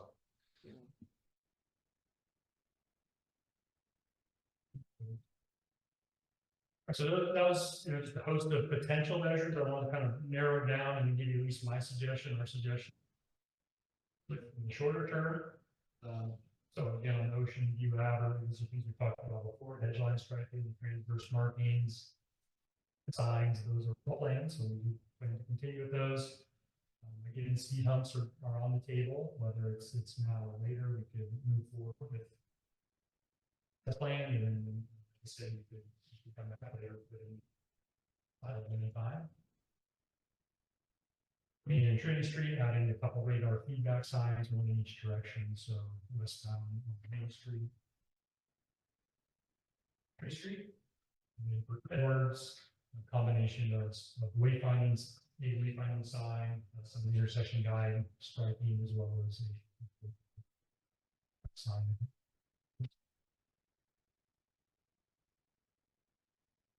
All there, future input, any questions?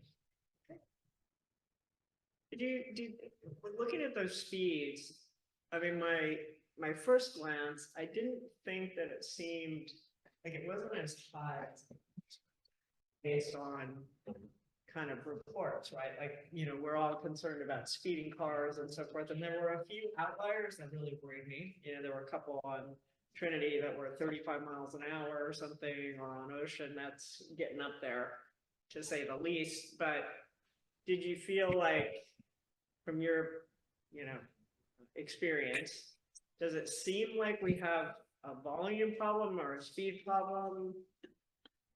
Or more, Yeah.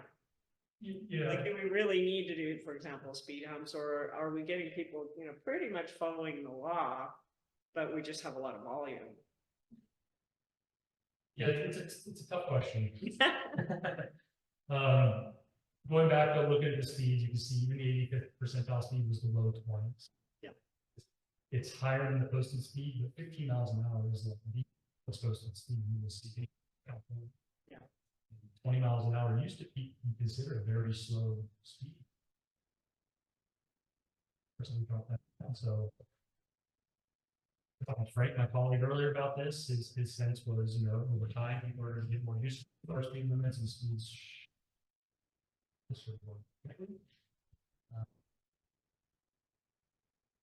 Yeah, and when you run these speed studies, you tend to see a few outliers. And there wasn't a lot. I saw the same thing you did. There was a handful. Yeah. Each road, they were above 30 miles an hour. There was a few outliers above 40, but not a lot. Yeah, I mean, I just, all in all, I was kind of pleasantly surprised, to be honest, that, most people were keeping their speed fairly much under control but as always, there are some outliers who, just aren't going to obey the law. But that's not to say we shouldn't do something. I just wanted to kind of get a feel for, like, how bad a problem we have, because that's why we got this data, to see if our impressions were correct or not. I don't see the speeds as being a real serious concern to see that data. I mean, now actually it's a concern. So I didn't see that there was a pattern. The glaring pattern was the volume of traffic. That contributes to the higher speeds. Is there any recommendations on how we can get the school traffic to turn around at Trinity and Parker, kind of by the eatery, and then go back? Like a roundabout, or because if not, they're just going up Ocean on the way back. I think we talked about some kind of, campaign with the school to say, Yeah. please consider an option after you're dropping your kids off to loop around like the bus does, to go down Parker, down Hector and around, and then back out on Edwards. So, And I think we followed up, I believe it might have been Jack, but one of us followed up with yeah. them and they put it in the school newspaper and they did mention that they every year remind parents Yeah. of that, but, barring having, I guess, we could have, We could make, traffic control. we could make it a one-way street where, Mary's house is. So it's a one-way, so they can't turn down that street to go. To come on Ocean, if it's a one-way. That little section. Oh, that That's first, west. That little, block. yeah, that little, It's west. it's west. Just west. Yeah. It's an idea. Yeah. Yeah, and I think we did talk about some one-way conversions in the past, and I think the appetite at the time was weren't quite ready. Let's try some things first and see if we needed to go there, but. And as I understand it, if we do, let's say we do the signs, the 15-mile-an-hour signs, and we do some of the painting that you're talking about, and we renew every year, it's a whole new batch of parents and remind folks to, consider the loop around that the bus takes. Then we come back in a year or two and do another study, right? The traffic study. I forget how much we got charged for the traffic study, but it would tell if anything changes because we compare before and after these measures. And if there's an improvement and it's heading in the right direction, then I know it's spending more money on another study, but I imagine the study is less than the cost of the speed humps and the extra.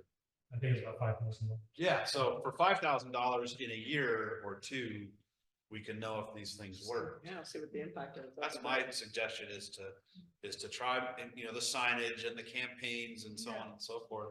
The local traffic, I think that's a brilliant idea. And whatever this notion of, the sign, like 101 that way, really good fish and chips that Our way way. of finding. Shops. Yeah, don't go this way kind of thing. And I like the colorful signs. And see Yeah, see if that something- helps direct weekend traffic and school traffic and whatnot back through Edwards. That would be my suggestion. Is there room to do a roundabout at Trinity and Parker? Or is that too small?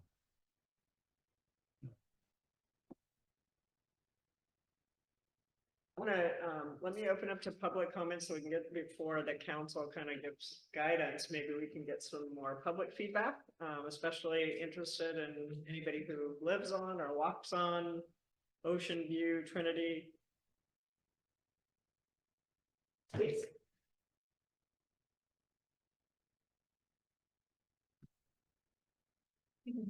John Cameron, Ocean Avenue, Owen, and Edward Street on them, so I get a bit of everything.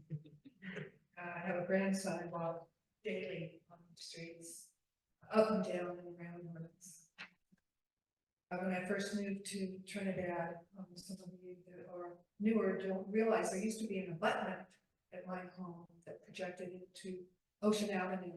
That was a natural existing slow down the traffic, and the city wanted it removed to make it more convenient thoroughfare.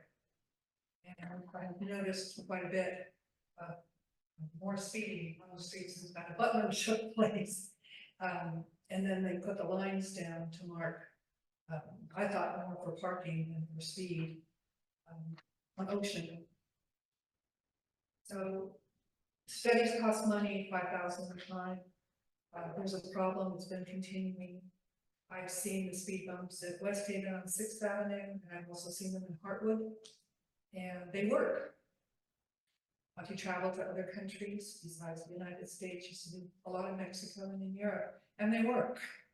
So we can keep doing studies, and we can keep having the repetition of traffic, as it's not just tourists, it's commercial and local people. But I'm feeling that being here for 6 years now, full time, and doing the streets on a daily basis, that the speed bumps would be a better measure instead of having another study to see if the speed limit signs that are not enforced living on Edwards as well, I see the speed limit sign, so I kind of have this global feeling of the community.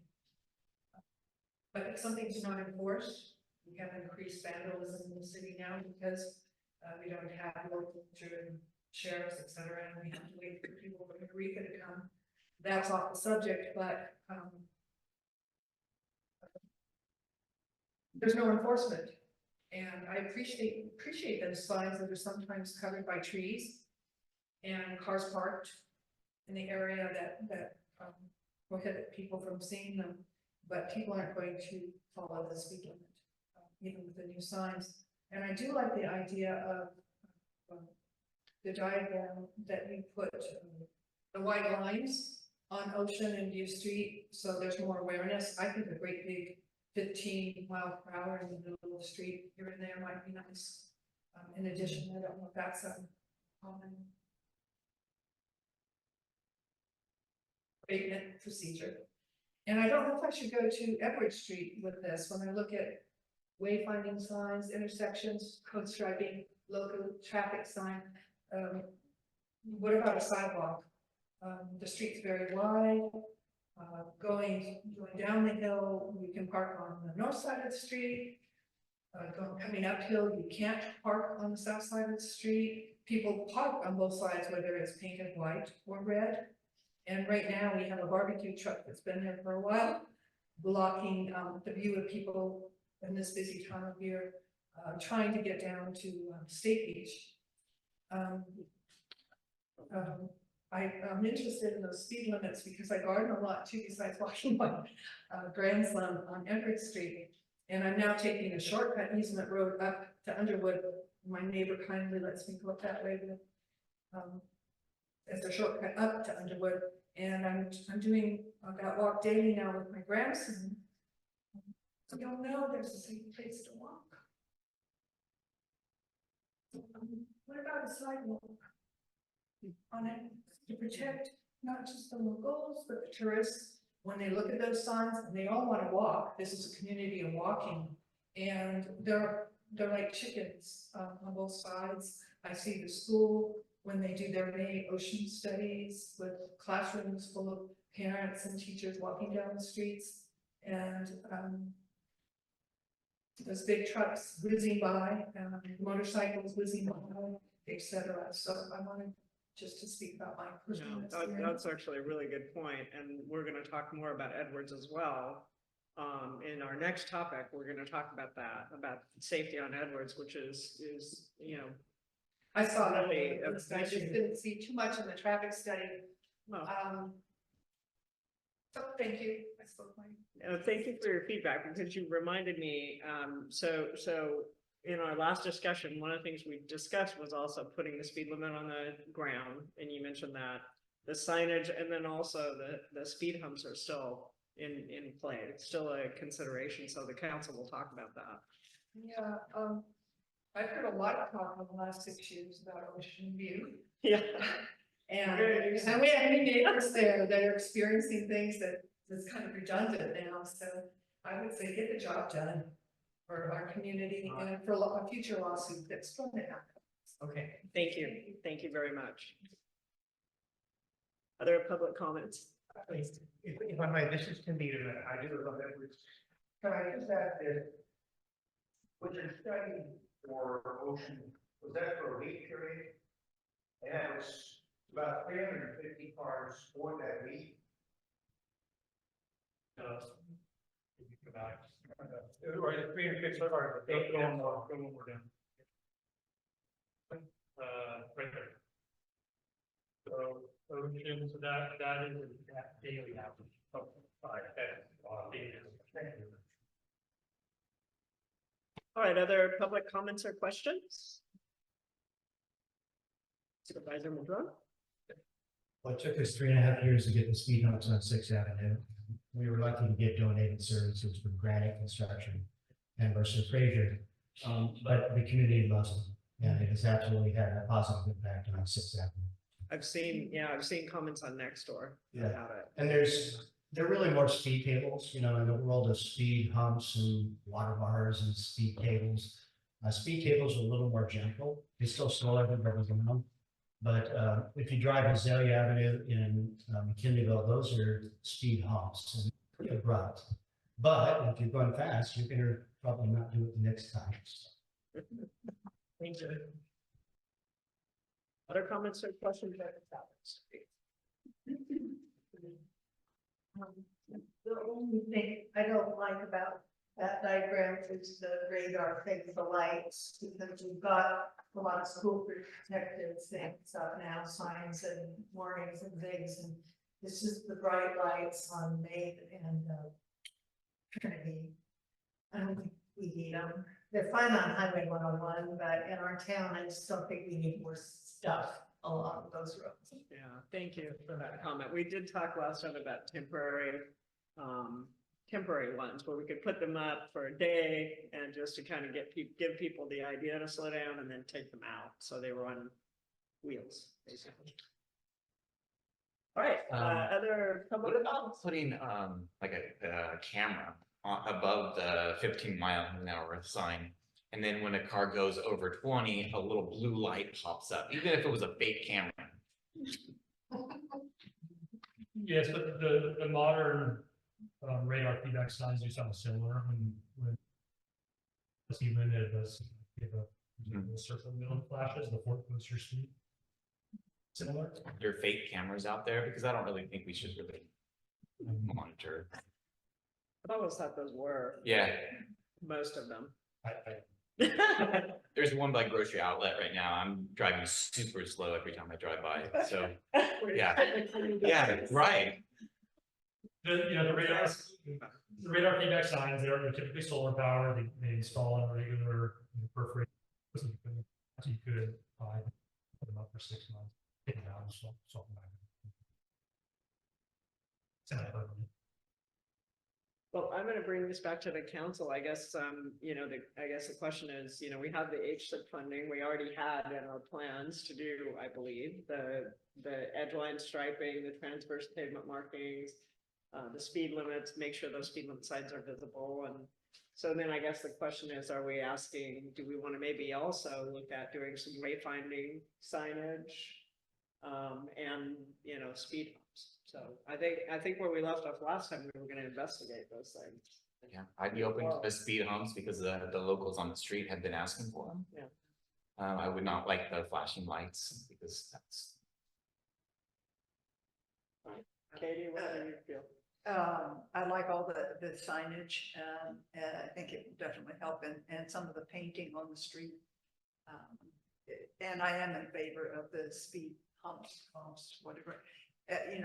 Even though it's only 15% that are exceeding the 23 or 24 miles an hour on ocean. I see people coming down at 30 or 40 miles an hour, and it's just a matter of time when somebody gets hurt. Speed bumps would definitely stop. Doesn't matter that it's only a few. It only takes one. So. I agree that, if we're listing things, not having the radar feedback signs. I'm all for the speed humps. I was hearing people were hesitant, but I like the fact that folks are kind of referencing positive experiences with speed humps, right? These are the ones that don't feel like you're going to rip your axle off if you go to that. Right. These are ones that just slow you down so you don't catch air. So I would say yes to the striping, yes to the transverse, replace speed limit signs, throw in some speed humps. And the wayfinding sign, I like it. That idea. I think it would help, just because while the study was done in March, and I appreciate the fact that it was, here's a regular week in Trinidad, right? We don't want to make rash decisions on 3 months of Trinidad. And at the same time, that wayfinding sign, I believe, would help those difficult 3 months of Trinidad when people are here in larger numbers and people who don't live here and don't know their way, and we're all drawn to beautiful ocean views. And I think I really appreciate the way you frame that, hey, I can get one more block of checking out the ocean. Right. Maybe a whale will come up, right? But it also limits the number of people who do that. So that would be my statement. Yeah, I agree. So I think we're all on the same page. I think, by the way, putting in there were a number of folks who spoke last time about the speed bumps, that live on Ocean and View. And it's come up just a lot from the residents who actually live on those streets. So I think it's important to give that a try. And I think it also might solve a little bit of our problem. In other words, like if you come down Trinity and you turn and go up Ocean, and now there are 2 speed bumps, the next time you might think, yeah, I don't know if I want to do that, Yeah. Or So, if you do, it might be a- you'll it go might be a 15 miles an deterrent. hour or Right. 10 miles an hour. Yes. And I know that there's Which a is great. concern about the volume of traffic on those, but I imagine slower traffic is better than just a lot of fast Yes. traffic, period. Yes. So, not speaking for Ocean residents, but that would certainly minimize the negative impact. A couple items I want to touch on. Wayfinding. So I don't think the wayfinding, I'm sure the wayfinding will not be eligible under the HSIP grant because it's not a safety improvement. I also see it potentially being something that maybe others would want to get. It's not necessarily an engineering item, so I would maybe defer to staff or. Yes, maybe so town could maybe tackle we'll that. assign that to staff to take a look at some, 2 design options for wayfinding signs, and if that makes sense, and then we can take away, I'm happy to help in any way, staff, if you need help. Yeah, and we could help too, and we do have landscape architects who certainly support it, but. The community. Yeah, fair enough. The speed humps, so. Yes, are great, a lot of advantages to them, but I just want to remind you, there are some potential and the consequences. The big one is usually noise, and Yes. sometimes vibration.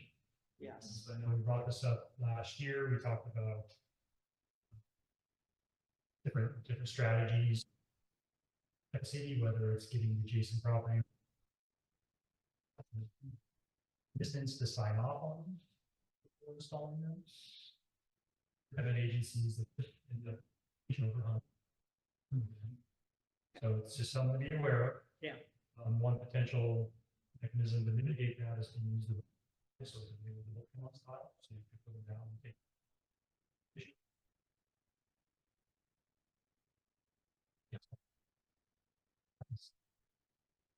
I don't recall the exact outcome of our last discussion about this, so you guys keep me honest, but I thought we said we wanted to try maybe the rubberized ones first. Weren't they less expensive as well? They were similar. They were actually similar. They're very similar. So then we talked about that, but the other option then is to go ahead and go with the asphalt and get people to sign off, because I know a number of people, residents said, you can put one right in front of my house. I'm fine." That was car. And if I'm not mistaken, the humps are less noisy and less vibration than the bumps. So that we're using the same That's language. Yeah, yes. So the humps are usually soft, 12 feet wide, Yeah. 3 inches tall. They're But it's a either soccer parabolic experience. Or tabletop. I mean, you can look and see what they did in West Haven. Speed table. Speed Yeah, so that's. And we did get everybody on the street to sign off at the time, including the volunteer fire department. Oh, you did get them to sign off? Sue? Yes. Okay. Well, maybe we had better. site meetings, we actually sat there on the site 5 times and said, how about here? Well, how about here? And we got it all worked out. So I'd say those little rubberized, I'm sorry, go ahead.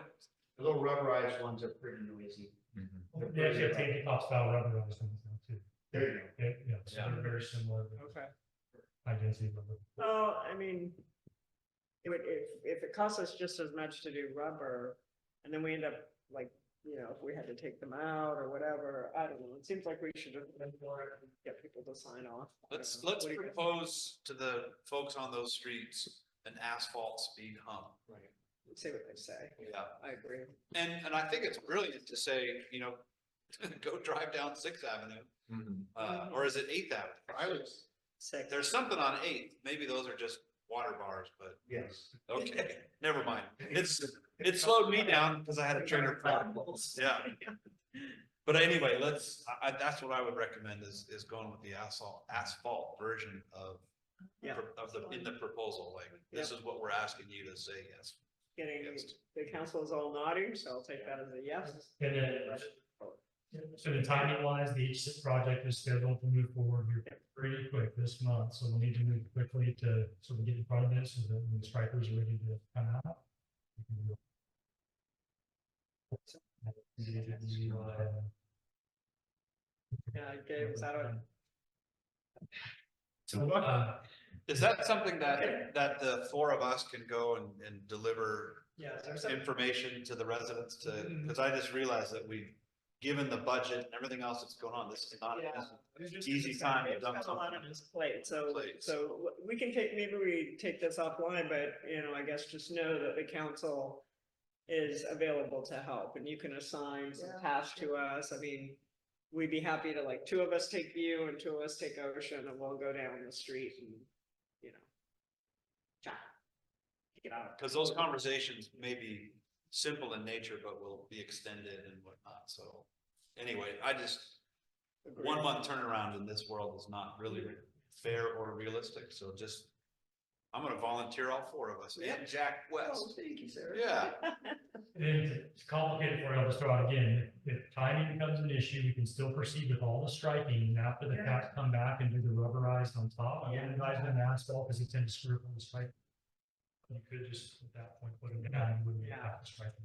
That makes total sense. We could do the short, phase 1, phase 2. Okay. Okay, Except that if somebody says, I'm fine with the pump, but I don't want it from my house. And meanwhile, the striping has gone in. Now, yeah, then we're in trouble. you've got the pump 3 feet over, but right in the middle of the stripe. Let's see what we come up with. All right, we're talking about a relatively small number of folks that are We could do it next directly week. affected. Exactly. We'll provide you an exhibit with the proposed locations and the addresses. Thank you. That'd be good, yeah.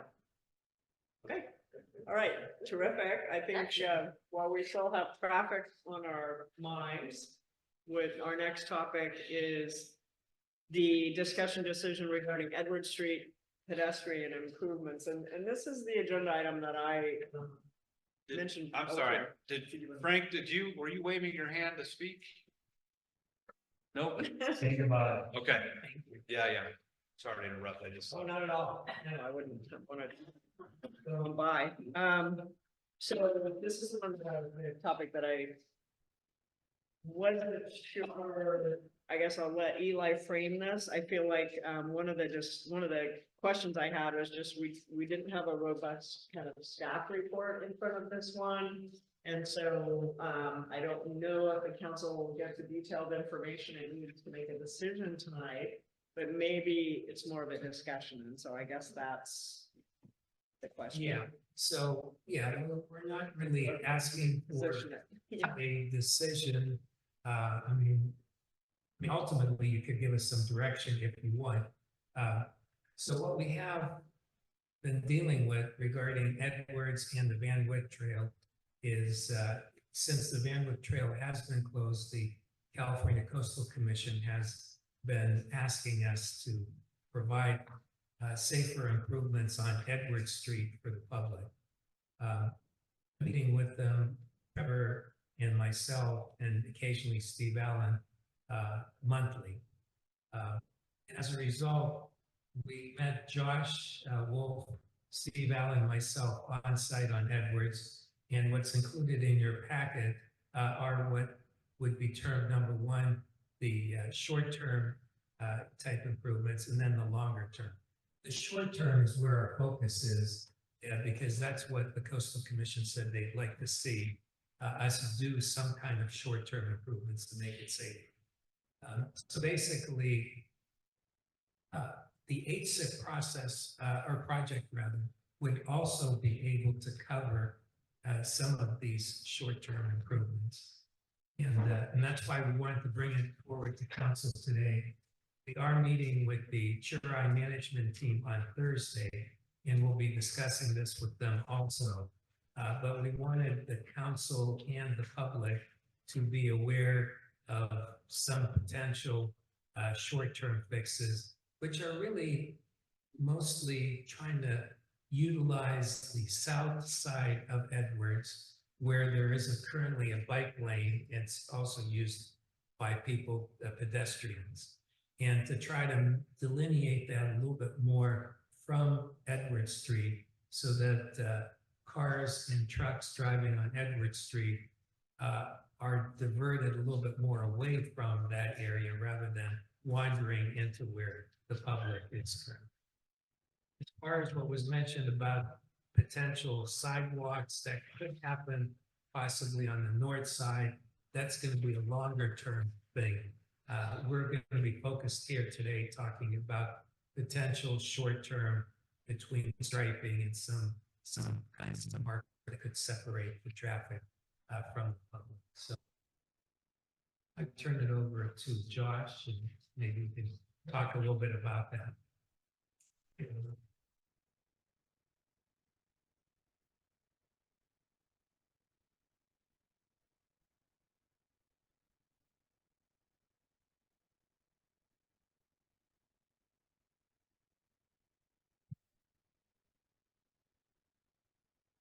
Right, thanks for the intro, Eli. So I'll run through some of the challenges and then specifically some of the proposed actions that Eli mentioned. So just the bottom here is an overview of the project area. So I think many of you are familiar with the concern. There is essentially a gap in pedestrian connectivity along Edwards from the downtown area down to the harbor.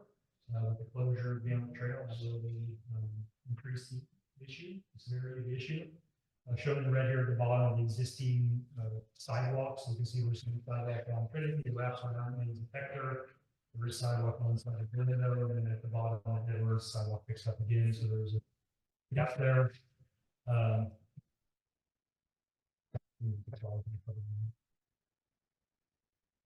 So what we're proposing, these are, as Eli suggested, near-term improvements really to address the current situation. Something that can be able quickly and relatively low cost. So is essentially to reconfigure the lane striping on Edward Street, create a 7-foot wide shoulder on the south side of the road. So this is the uphill direction of Edward Street. And to that shoulder essentially be buffered. So there'd be a 7-foot shoulder, 5-foot clear area, and a 2-foot striped area. There'd be a buffer. This would be accomplished by essentially shifting the center line of the road over a little bit and narrowing the lanes, and I'll show you that in a second. Further enhancement would be to add some raised pavement markings along the edge line. So the reflectors you see often in the middle of the road, essentially add those to the white stripe on the edge of the road and enhance nighttime visibility. Also offer a little bit of audible feedback. These are shoulders though. This is not a formal pedestrian walkway. Really what we're in. The intent here is to enhance that shoulder area to provide a little bit more space, a little safer for people to use.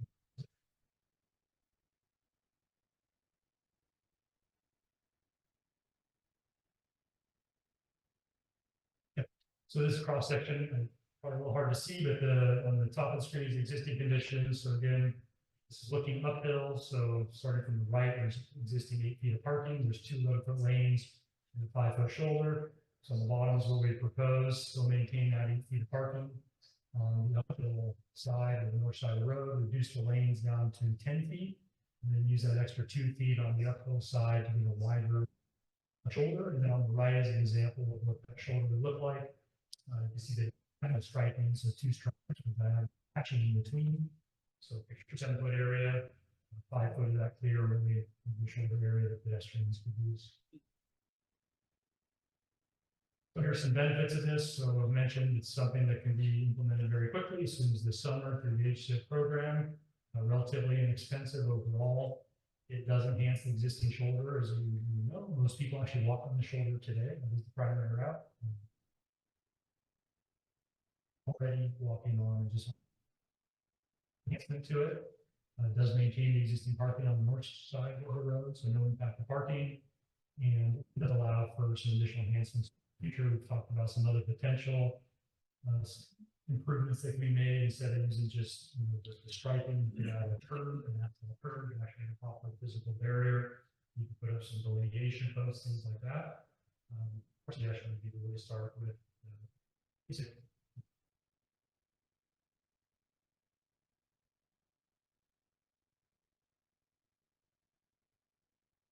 Some of the challenges. So one of the main ones is that between Hector Street and Van Wyck on the south side of the road, the shoulder is actually very narrow. does not line up to accomplish this and accommodate it. So we would need to widen the pavement 3 feet.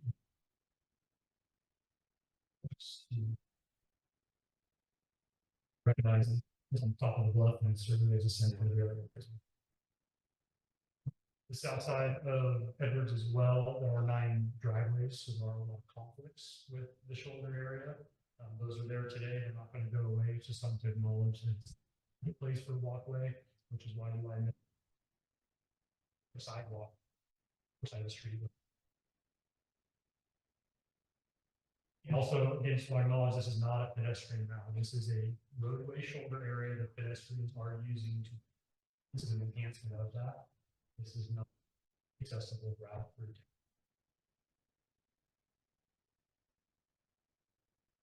Excuse me, you know, when I walk that area, it's very uneven. You know, it's straight and then all of a sudden it's like this, so then I tend to get into the street, so where it's straight. Yeah, is that it? There's no easy fix for that. There's not, yeah, a lot of acid utilities that are out there. There's some storm drain inlets that tend to be depressed a little bit. So this would not address that issue. That's really why we're pointing out it's not going to be an accessible route. Those remain. That shift traffic away.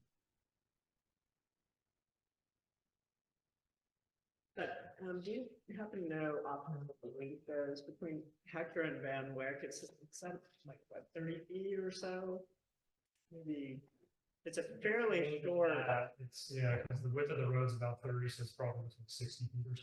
Okay, further than I thought. Yeah, it looked like a pretty short stretch, but yeah, taking. Did you say you'd have to take 3 feet? 3 feet. 3 feet. Okay. Okay.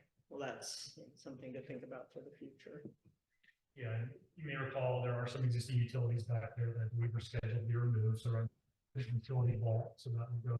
They are walking behind the curb currently, so there's a little back there.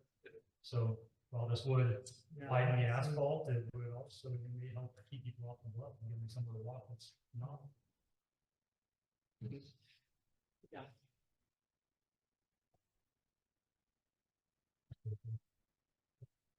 So summary of things. So we did do an estimate to see what this would cost. It was about $30,000 overall. This doesn't include actually striking though all the way down to the top. So you've probably seen there's a lot. As much as striking them, which is included.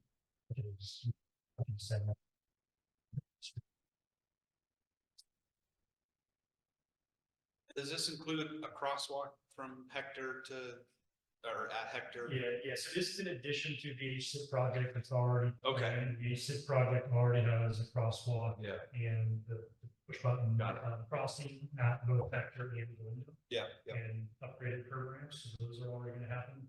Essentially, the HSIP project came in the budget. There's about $95,000 in that.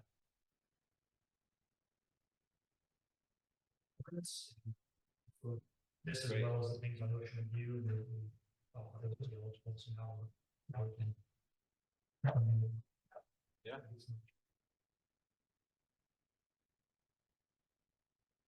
Excuse me, there's no plan to repave Edwards, is it? I mean, it's patchy looking since they did the work on it.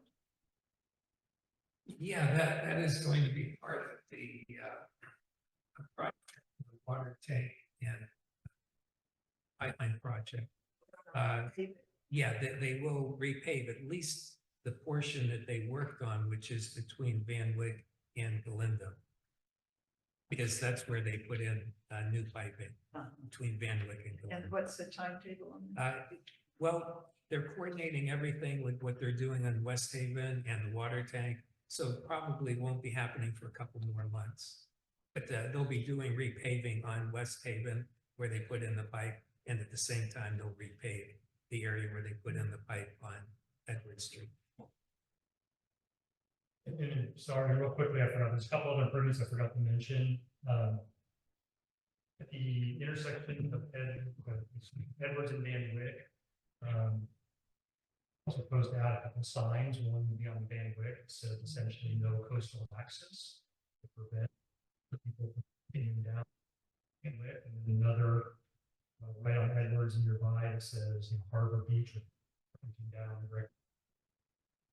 Similar to the last presentation, trying to discourage people from going somewhere we don't want them to go and trying to direct them to the appropriate path. And is there signage at Edwards and Galindo? Just because it's natural to me, but I've been doing it forever. And I know that turn across from Marine Lab is, not good, but for anyone else that's not familiar with the area. You're asking a similar sign? Could we have, I mean, and I don't know what folks think about some kind of sign that's directing them down Galindo, because that pedestrian is taking your life in your own hands going down, all the way down Edwards. I mean, it'd be nice in a way, we could somehow direct the pedestrians down there, but not the cars, because. Yeah. Pedestrian, I mean, it's part of the connectivity, and there's a crosswalk Right. by the Marine Lab and so on and so forth. It just seemed obvious. Yeah, I And agree. ask the question, should there be a sign at Galindo saying pedestrians this way? Yeah, great point. I just, so the reason I mentioned the cars, so pedestrians would be absolutely wonderful to go down Galindo. The cars, folks that live in that neighborhood have given us feedback before that they just would, for the same reason that people don't want cars going up Ocean, they want them to come down and, continue on Edwards, right, and not turn down Galindo. And they get a lot of people coming down there and confused that that's the way to get to the beach. So that came up, I think, in our community survey, that they wanted signage to direct people down to the harbor, which I think is what you're saying with the other sign. I imagine there's a sign that's more visible to a pedestrian and less to a motorist, just by its simple location and size. Yeah, I would agree. I think we could look at doing pedestrian level signs. Yeah, pedestrian level sign that, because if folks are already on the south side of Edwards, just don't cross Galindo, go down Galindo. Yeah. Just that kind of. The other thing that can help is, again, all the striping in the intersection is going on, and I've seen people Yeah. unclear about which direction. So I think reestablishing some striping, we are proposing to do some guide striping through the intersection. Great. So,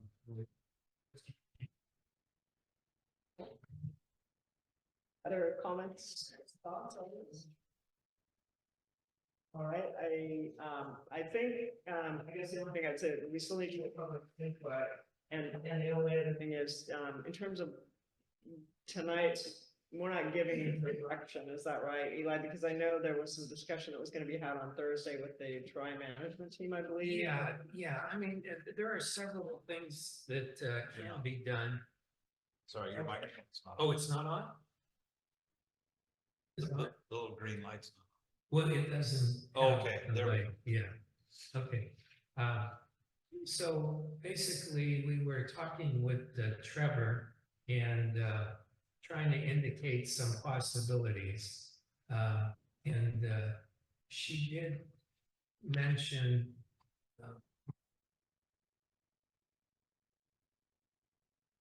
that one thing would be to authorize Josh or me to act, after, in other words, we get the input from today, we get the input from the Churai on Thursday, and then, if there aren't any real changes from there, that we could act in order to work with the timeline. Okay, So one of the agenda items is whether or not we're going to have a meeting in August. So if we do have a meeting in August, we could always make a final decision in August. But if we don't have a meeting in August, we might have to rely on the direction that's given I today. see, okay. Okay, thank you. I just wanted to get clear on what we were doing tonight. Let me go to public input. Suggestions, comments about this upgrade to Edwards, these modifications.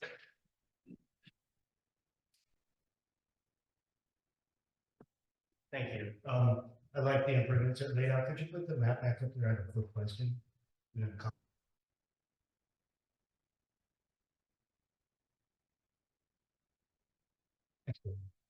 A lot of this is because Van Wyck's been closed, the trail, right? There's 3 parcels that are involved in that closure area. One is, I still call it Julie Fulkerson's parcels. Forgive me, whoever's parcel now. now owns that, but she actually has the garden there, or that parcel has the parcel across the street where the garden is. And then there's two more linear parcels just west of them. So there's three parcels that are involved in that closure area. Are those two parcels past the garden short-term rentals? I know one of them used to be. Neither of them are short-term rentals now. Okay. Yeah, actually, one is a short-term rental. Okay. And one's not a short-term rental. Okay. And then the garden now is actually owned by another party. Okay. Hillside. They They bought land just. Okay. Oh, it may or may not be possible. When I've approached the landowners before, they weren't willing. Takes it right away uphill from the bluff where they are. But truly, the simplest engineering solution here of all is if you could just move the trail 20 feet upslope. It would cost very little other than the purchase price to the landowners. And maybe you need to make it a really sweet purchase price, but that is a really simple solution to get the Van Wyck Trail back open again. It's just to move the trail 20 feet upslope. Yes, it might have retreat over time, but you know, it might be 30 or 40 years before.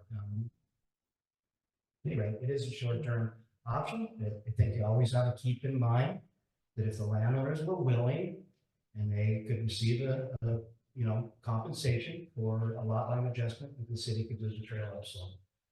Okay, just a thought. A great idea, and It's a simple engineering. the owners were open to that idea, Yeah, so. well, I would definitely approach them because it's a nice trail. So are we talking about the landowners that we've discussed this with and have decided that they did not want to? we have talked with the landowners, and the landowners wanted to make sure that the area didn't have any cultural significance. Absolutely.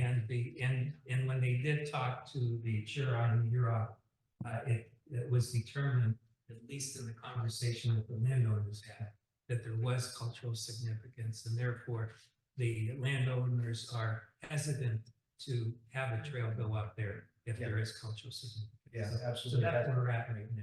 Yeah. Anyway, thank you. Thank you. And I don't know, I can speak to some things that we've explored about Van Wyck, but I think I'll park that for now. Because I've actually personally talked to a trails company to get some other potential ideas. So I don't think we're saying that Van Wyck will never be open again. I think this is, regardless of whether Van Wyck trail was opened again, we should think about these changes as things we would do in it, if that helps. Yeah, basically, we're gonna have a meeting on Thursday, and we're going to talk about whatever, you know, access as far as Edwards, Van Wyck, Axel Ingram Memorial Trail. So all of those things will be discussed. Yeah, so the city's, I guess I would just say we're exhausting every possible idea we can come up with to try to keep all trails open as much as possible, but, did you have a comment you'd like to make? Yeah, this is a meeting. Couple of them. Yeah. I mean, don't you folks have eminent domain powers? I mean, I think you do. In other words, you could say, listen, this is how much we need. We are going to take it. We will pay you a reasonable amount for it. You don't, it happens all the time. That's one of the reasons that you're a city. You could do that, I believe, check with council, but I'm almost certain. And separately, there's all these questions about cultural significance, but there's never any indication if there's proof of it. If you're doing work, necessarily you would have somebody there at the time looking to see whether or not there actually is something that's culturally significant. If there is, you have to stop work. But until then, you're allowed to proceed. I mean, you're having stumbling blocks that I just don't think exist.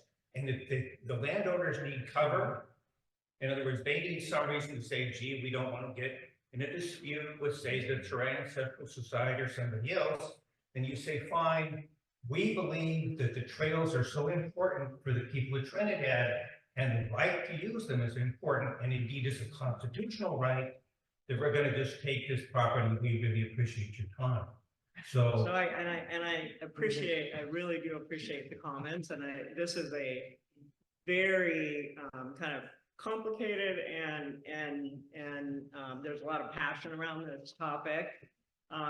It is not on tonight's agenda. It's not agendized as a topic. And so I worry that we're going to get too deep into this and violate the Brown Act because we didn't agendize it.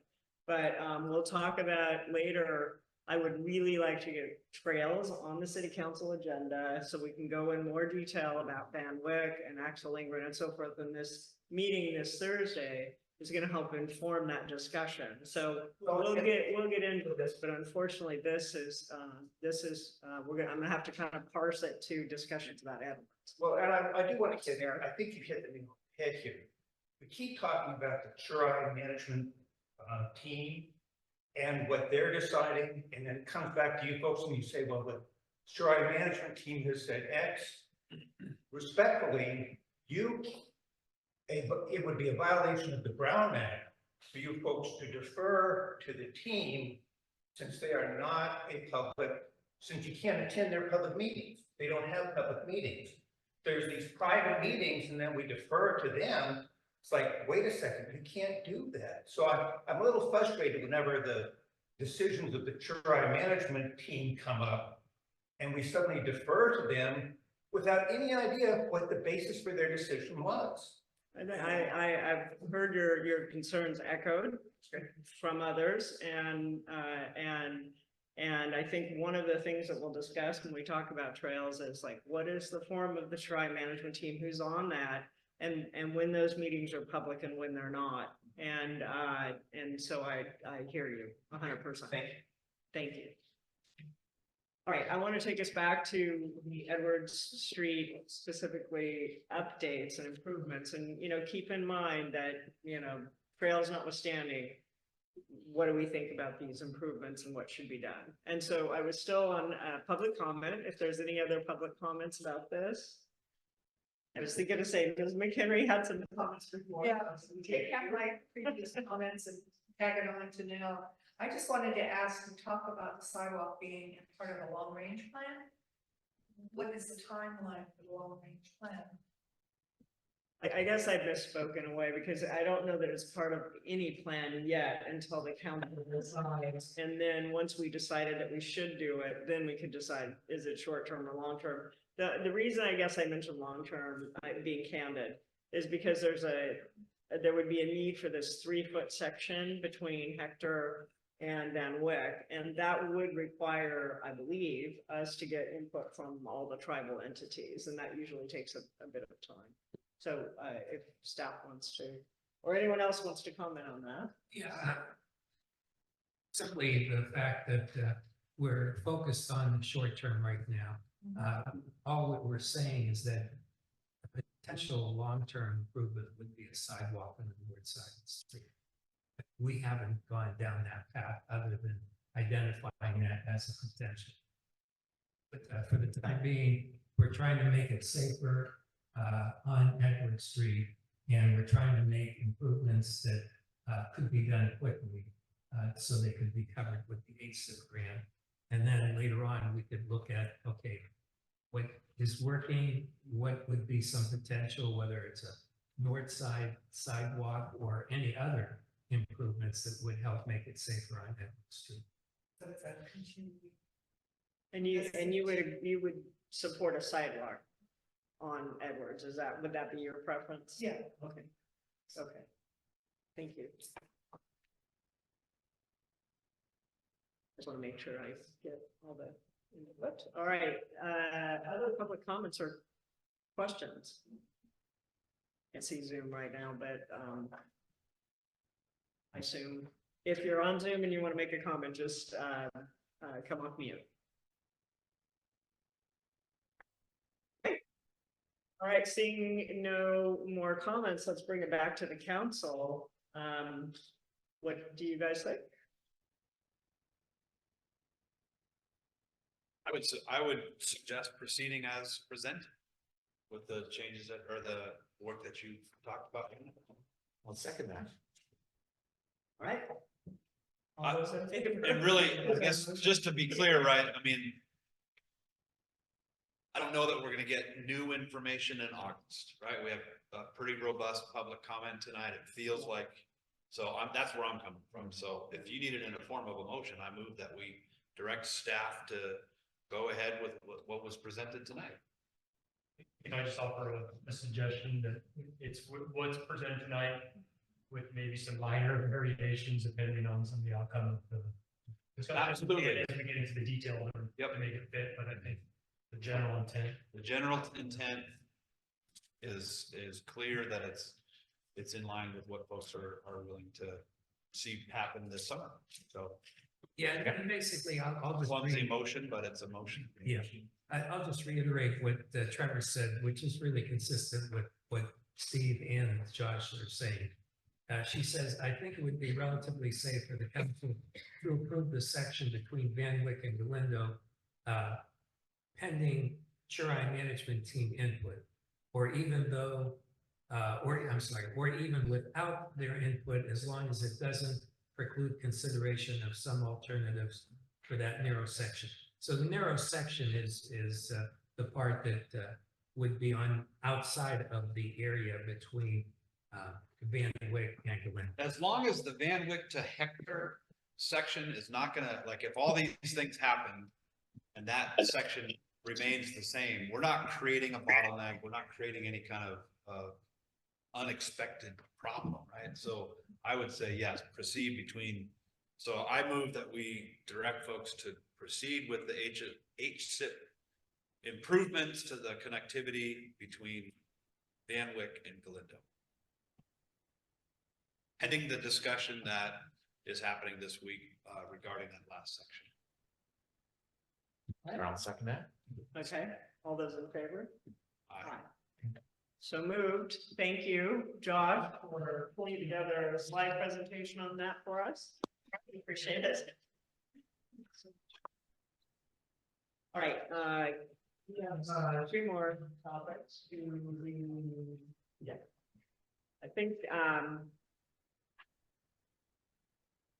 I think we'll go ahead and move ahead. The next topic is the discussion decision to accept the scope of work submitted by RCAA to repair the Trinidad head steps. Excuse me, pardon me, I just skipped something. Continued discussion decision regarding the draft water rate analysis is first. All right, so this, we had a lengthy discussion about the draft water rate analysis in our last meeting, and the council voted on a plan.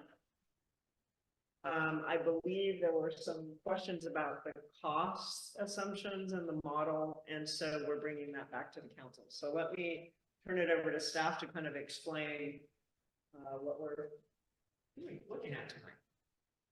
Okay. So yeah, in the packet, there's a number of pages. I think it's about 30 pages roughly. That Samantha Ryan has prepared from RCAC. And in there, she does show what would be called rate option A, B, and C. And actually rate option B is the one that we had talked about and basically approved at the last meeting.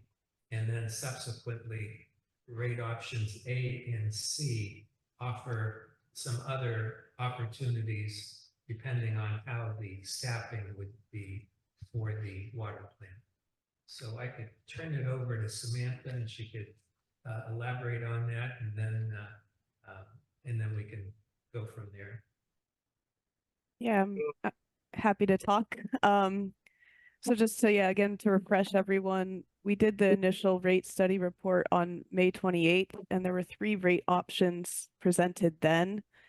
There were concerns with the budget, specifically the salaries and the contracted services, and the rate structure. So at the last meeting, we presented an alternate rate structure, which was a flat rate option, 2 different flat rate options, and that seemed to be the structure that the city was fond of, but still the budget was a concern. So 2 different rate options were produced based off the contracted services, but staff still needed to take a closer look at the salaries. So if we go to page 97 of the PDF,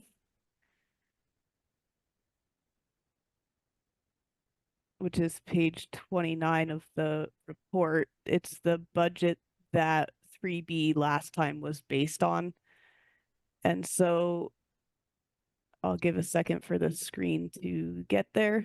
And so that rate option was based off contracted services being $140,000 in 2025 and tapering off down to $35,000 by 2029. But again, the city staff still needed to look at salaries and other costs to make sure that they were still appropriate. And so if you look up at the employee wages was estimated at $207,967 for that rate option. And last week, city staff was able to get back to me on what they actually think the salaries and all those other items kind of highlighted in blue would be to actually bring on a T3 operator so that you could stop relying on Coleman Engineering.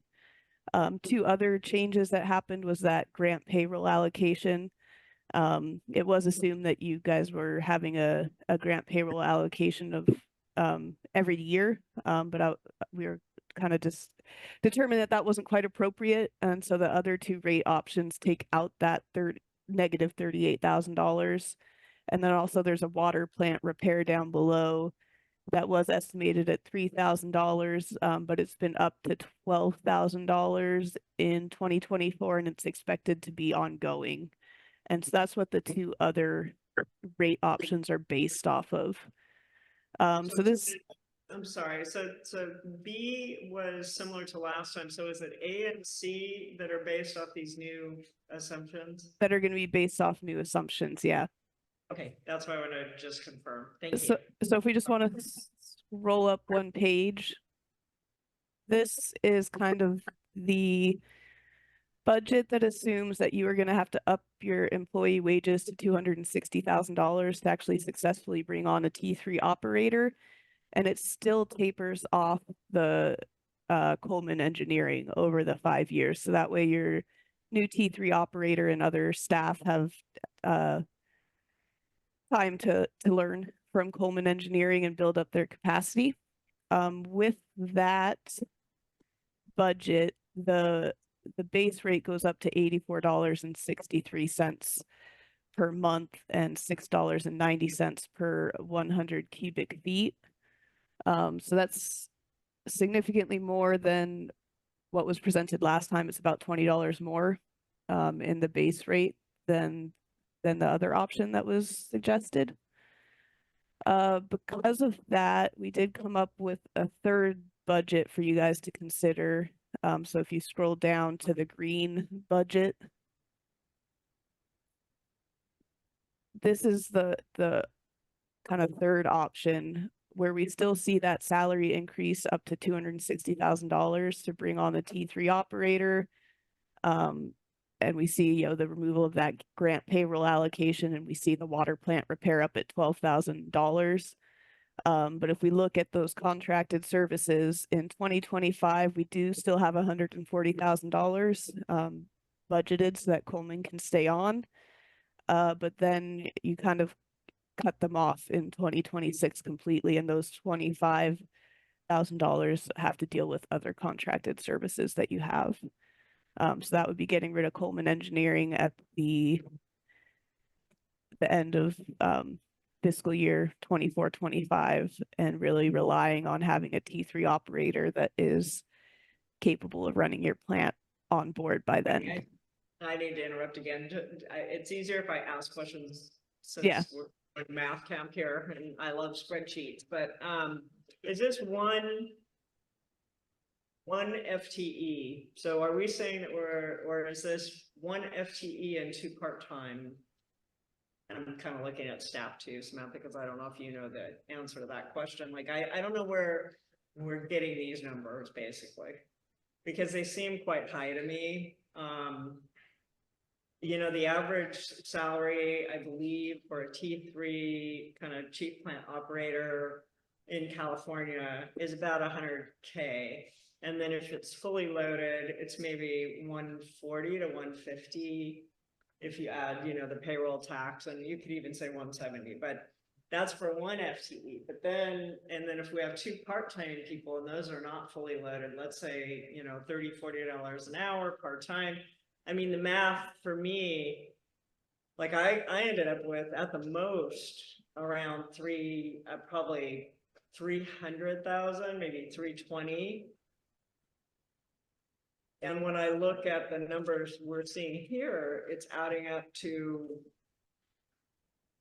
I have to look at the other. 354K, the salaries and benefits, and another 100, so rate, option A, 354,000 for salary and benefits and 140,000 for contracted services. So that's 494,000, almost 500. That's almost $500,000. For Coleman, and we're saying that we're going to have Coleman plus a T3 operator, at least one, and two part-time people. Or I guess I don't know what the assumptions are. So I don't know, Samantha or Gabe or Eli, if you can help me understand. Yeah, Gabe, did you have it, or with Samantha? Because yeah, I'm not like talented. I understand it. Yeah. So the easiest way I can explain that, I think, if what you're asking is, why is that number reaching, more $100,000 than meets the eye in terms of what? Yeah, and more than what we talked last time. Yeah. But, and I could try for a second. I didn't want to get too deep, get Samantha too far off course here, but I have all of the employees in the city, not all of them, but almost all of them get paid a portion of their salaries towards the water fund. So Eli's, a portion of salary comes from the water fund. A portion of mine comes from the water fund. A portion from Angela and Becky's salary, because they do provide, grant support to the water fund. So it's not just, you can't just look at it as like, oh, here, 3 operators should cost this much. The whole operation itself draws on the water fund. Okay. So when we created, let's call it the dream budget, when we were tasked with a rate analysis, this was back in, I think, October, and we entrusted a bit of let's call it faith in some of Eli's hopes for that program to succeed with the operator that we have, right? So we have several operators right now. We have one of which has yet to be able to get that T3 license that we had envisioned. Right. So that has been part of the problem. So what Samantha and I discovered when we came up with these budgets and threw some new numbers out is that these are the get real budgets. These are the budgets that we saw these numbers long before we started the water rate analysis. But with Eli's, kind of mindset here that we would, let's just call it our current T2 operator who has been trying to test to T3 was our savior. Yeah. It hasn't panned out. Yeah. And we've ended up having to maintain Coleman. So when you look at that number for salaries, it's tremendous because it's taken so many people to maintain this system now that we didn't have to necessarily support when there was one true dedicated operator.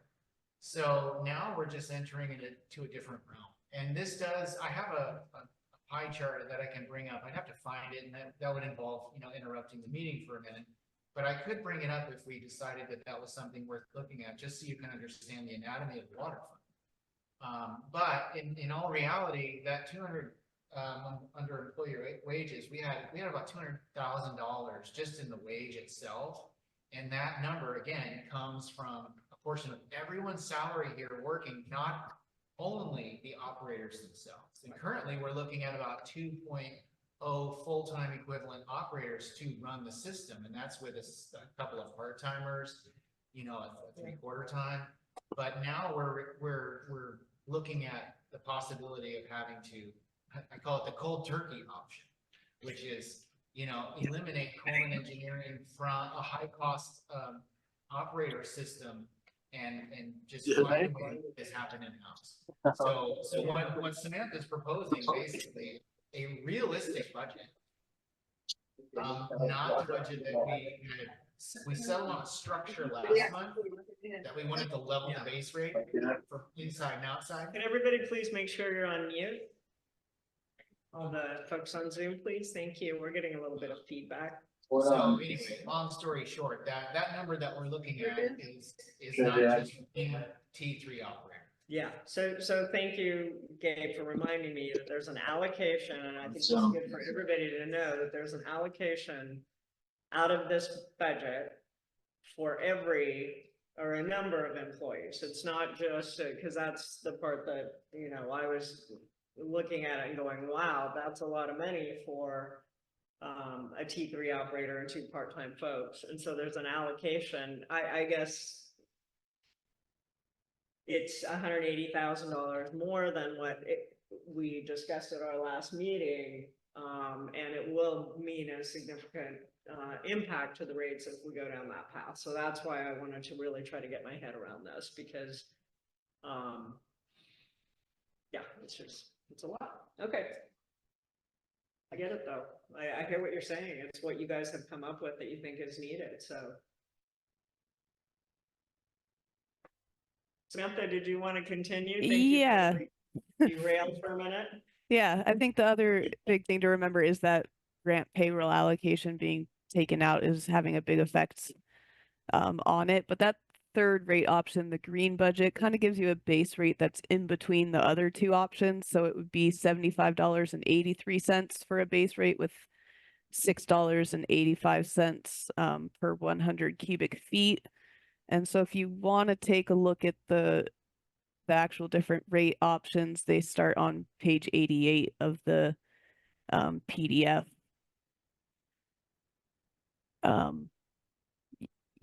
Again, when you're looking, I don't know if you guys all have a board packet in front of you, but if you take a look at it, again, you can kind of start looking at the affordability, which tends to be the biggest thing that people look at. So, we try to stay under 1.5% ideally, but when it gets over 2.5%, that's when we really start thinking about affordability. So even rate option A, which is your most expensive rate option, it doesn't reach above 2.5% until fiscal year 2029, ending in 2029.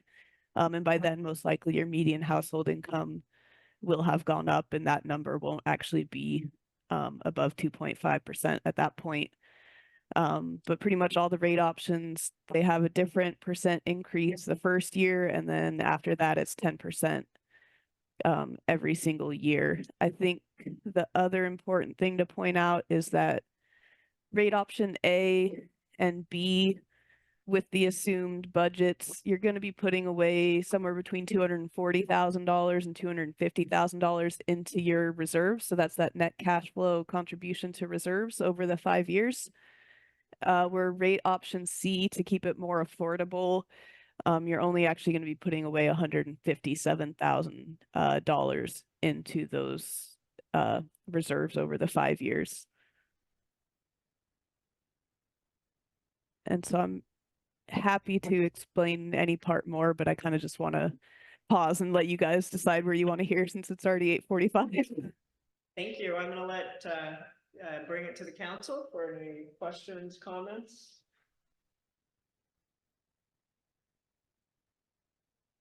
I think we're absorbing. We spent quite a lot of time. I probably spent hours on this last time around. And so, I'm kind of like, I need to think about this because it's a big increase to the rates. I don't know how you guys feel. Were we thinking of deciding which of the options? Can I chime in real quick? Yeah, but go ahead. So when there still has to be a whole Prop 218 hearing. So when the council does select a rate option they'd like to move forward, then letters have to go out to all the customers notifying them of a Prop 218 hearing that has to be at least 45 days after the letter. So if you guys picked a rate option tonight, you aren't going to have anything adopted until September, the September board meeting, council meeting, I'm sorry. So these rates really aren't going to go in effect until October at the soonest. And so the longer you take, the longer you're running in the negative kind of on a month to month basis. But you did give that general fund a gift, I believe. And all these rate options do also still assume that there'll be an additional $250,000 coming as a loan.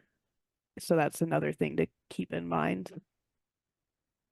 Yeah, the challenge we have is we're losing money operating a water plant. To Samantha's point, the sooner we make a decision on the rates, the better, because we can implement sooner, which is why we kind of pushed last time to make a decision, and everybody did a great job.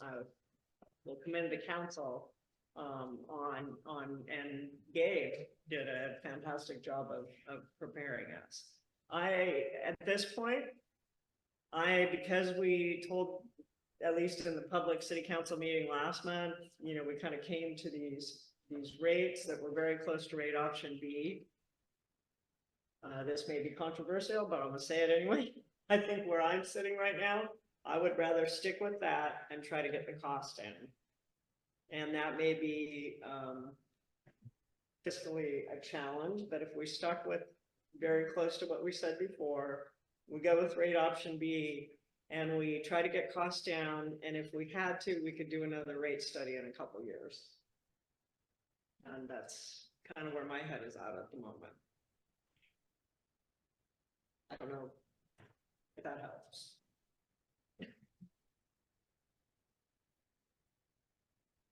When you say get their costs down, what do you think of specific? Well, I think we have to really look at, maybe, I don't know if it's cold turkey, the cold turkey model, but it's a model that says we really go flat out to recruit T3 plant operator, whether part-time or full-time, in addition to growing our existing staff. And we, this is nothing against coal engineering.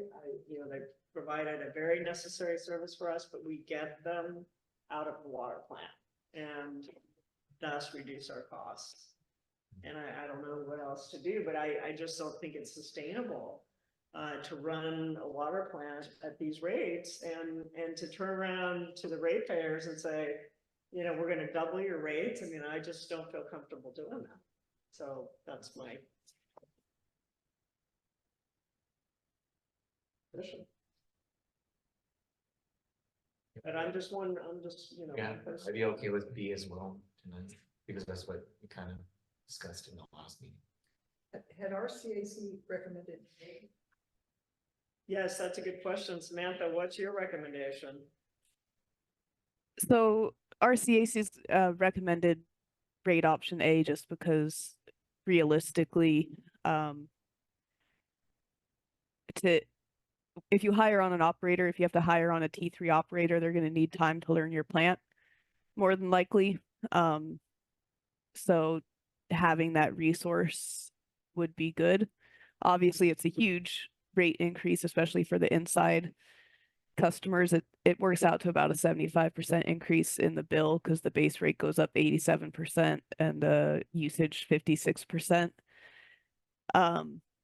Rate option C, I think, is also a pretty good option because you'd be keeping Coleman on for a year, which would give an operator some time to train, assuming you can bring some on pretty quickly. And then if with rate option B, if that's the one you want to go with, that doesn't have the cold turkey option built in there. So you could, to some extent, with that $100,000 that's in budget B in 2026, which is on page 97, you could theoretically push $75,000 up towards salaries, you know, and try to make ends meet. But RCAC is always going to kind of recommend the thing that's most sustainable and more conservative as far as making sure that you guys have enough money in your operating account and in your reserves. But we do try, you know, there is some room in option B, you know, if you're not funding reserves, to at least cover your O&M costs, but you would want to really be analyzing it every single year to see if you need to do a rate study 2 years in, 3 years in, because you're not capturing what you need to, if that makes sense. How much does a rate study? Well, this rate's didn't cost us any money, but I don't know how much would it cost to have this analyzing every year. So internally, you should analyze it every year on your own with city staff time, typically. If you hire an outside firm to do it, you're typically looking at $15,000 to $20,000. It might be a little bit less. It really depends on the size of the system, but you'd be lucky to find something for 10,000 probably. In the analysis, if I'm reading you correctly, Samantha, is really sort of the business end of this is, are we able to actually restore the reserve? That's one of the main indicators of the success of rate options A, B, and C is, are we able to restore the reserves? Or are we continuing to, in essence, not only draw on the reserves, but also just lose money overall? Is that a oversimplification, or is that an accurate statement? They're definitely trying to rebuild reserves, you know, about $240,000 is what we aim for over the 5 years. But if you look at page 89, or let's just go with 89, you'll see that in 2026, you're actually not even fully funding your O&M costs. You see the net cash flow of negative $22,254. That net cash flow, a little bit, is right at the bottom of the screen. You're not even covering your annual O&M costs that year. The amount you contributed to reserves the year before will kind of make up for that. And you kind of balance out over the 5 years. Okay, so we're slowing the bleed and trying to increase the reserves. Those are the two measures of a plan that is, so instead of a full-blown water rate study, what we could look at is the water reserve losing money every year, and are we increasing the reserves every year? That would be a simplified way of looking at it, except for you can easily do things like defer maintenance that maybe you shouldn't be doing. That will make it look like you're doing okay, but meanwhile your pipelines are getting older and older. You're having more leaks and more issues. But yes, that would be a simplified calculation you would do every year. I would agree with Mayor Kelly then about the option B. If you're looking for input still. I am. Yeah, thank you. I remember last time we were talking about inside Trinidad versus outside in Greater Trinidad, and B does which? It's the same. For All of the A, B, and C, all of them make the rate the same for inside, outside. Yeah, because that's what we decided last time. Yeah. You know, maybe I should go to public comment and see if you guys are ready, unless you have anything to add, because I don't want to forget to do that. So let me open to public comments about the water rate study part 2.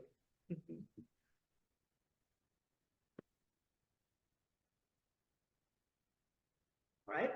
I don't see any public comments at this time. We had quite a lot in our last meeting, so I'll bring it back to the council.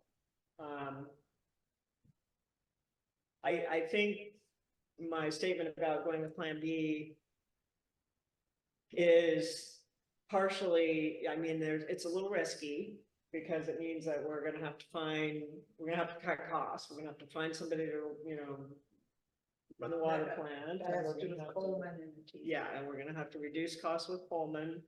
We're gonna have to help staff do that, help Dave do that, since Eli's retiring in the near term. So, and I'm committed to helping as much as I can. It is, in all honesty, I mean, it's hard to find a T3 operator, right? So we all know that those folks are kind of hard to find. Okay, so But if I may interrupt you for a moment. In order to keep the cost of the increase to our customers, we're gonna take a gamble that we can in fact do something we've not been able to do thus far. we haven't really tried As hard as far as you much. see. I don't think, I mean, you guys, you tell me if I'm wrong, but we didn't place an ad recently in the last 6 to 9 months for a T3 plant operator. Rather we are, and that's not to say that the folks that we have right now can't also become that person or grow into a bigger role. So I don't want them to feel like I'm saying, oh, let's displace them. But yeah, we haven't really advertised for a T3 in the last, I'd say, what, 6, 9 months or so. And is it also a gamble that the T3 that we bring in or develop on the inside can get their chops down fast enough that Coleman isn't a shadow? Yeah, that Coleman, like, let's say right now, they're averaging $12,000 to $14,000 a month. If we could even get them down to $5,000 a month in the short term with a T3 plant operator, that would reduce our costs quite a lot. And then, yeah, so it's a gamble, but I think it's doable. I would guess I would want input from people who know more about water plants than I do, but And, you know. and we could look at it again next year and see whether our gamble was not paying. I mean, if we have to raise rates, we have to raise rates, but it would be nice to try to raise them incrementally. Like, it's just really, I would have a hard time going to people and saying, you doubled your water rate from, right? I mean, it's almost double, right? Yeah, So, yeah. The fact that we haven't raised rates since, what, 2017 or something? Yeah. That's a very persuasive argument if you just. Well, I mean, we're still gonna need to, we're still gonna, even with Plan B, we're raising, what, 30%, I think? Yeah, it's in there. I can tell you real quickly. For the first year, it would go up, base rate 46%. For the inside city customers and 17% for the outside city customers. There was a delta. When you take usage into account, it's a little bit less. So rate option B, inside customers will probably have about 35 to 40% increase in rates, and outside customers would have about 10 to 15%. Because the reason higher. Yeah. When we look at what Samantha's getting at, so page 22, you look at option B, the base rate goes up in the first year 46%, but the usage rate goes up only 32%. And she's saying the combination of the 46 and 32 would make it more around 35, maybe 36, 37. And that's inside city. And then the outside city, the base rate is 17% for the first year, and the usage rate is 6%. But when you combine those two together, it might be closer to maybe 8 to 10%, somewhere in between. And the reason to do this is out of a sense of fair play, that they were being charged the outside. Greater Trinidad was being charged more So this is where we talked about this, last time, part of it was, so some of the arguments for keeping it the same besides just fairness was, Prop 218. And so it was, the discussion that we had was around whether or not the city felt comfortable, given Prop 218's, kind of instruction, if you will, at the state level, to keep things fair, to keep the rates, like you can't charge more unless So it's it's not costing just you our more. good heart. So it wasn't just, yeah, it wasn't just their sense It's of fairness. mostly our good. But it was mostly our good heart, but yes, Prop 218, and there was some discussion about whether that was even a valid assumption. In other words, Prop 218 could be interpreted differently. And in fact, our own city attorney had said that maybe it was okay to go ahead and charge different rates. And we just all discussed, why take the risk when it was only, gonna increase rates all across the board by $1 or $2? It just wasn't a lot of money for everybody. So, and we thought it'd be nice. I'm recapping our conversation from last I time. appreciate Probably not perfectly, but it is 9 o'clock. I'm getting a little bit punchy. So how are we feeling about this?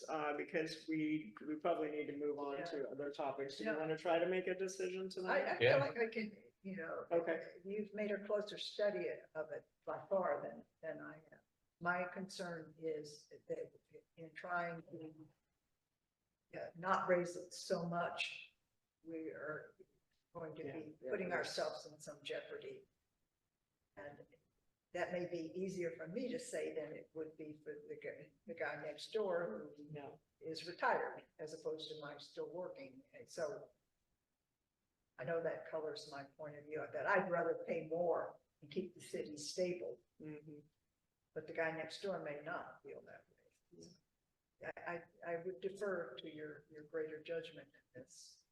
No, not at all. I think your point is a valid one as well.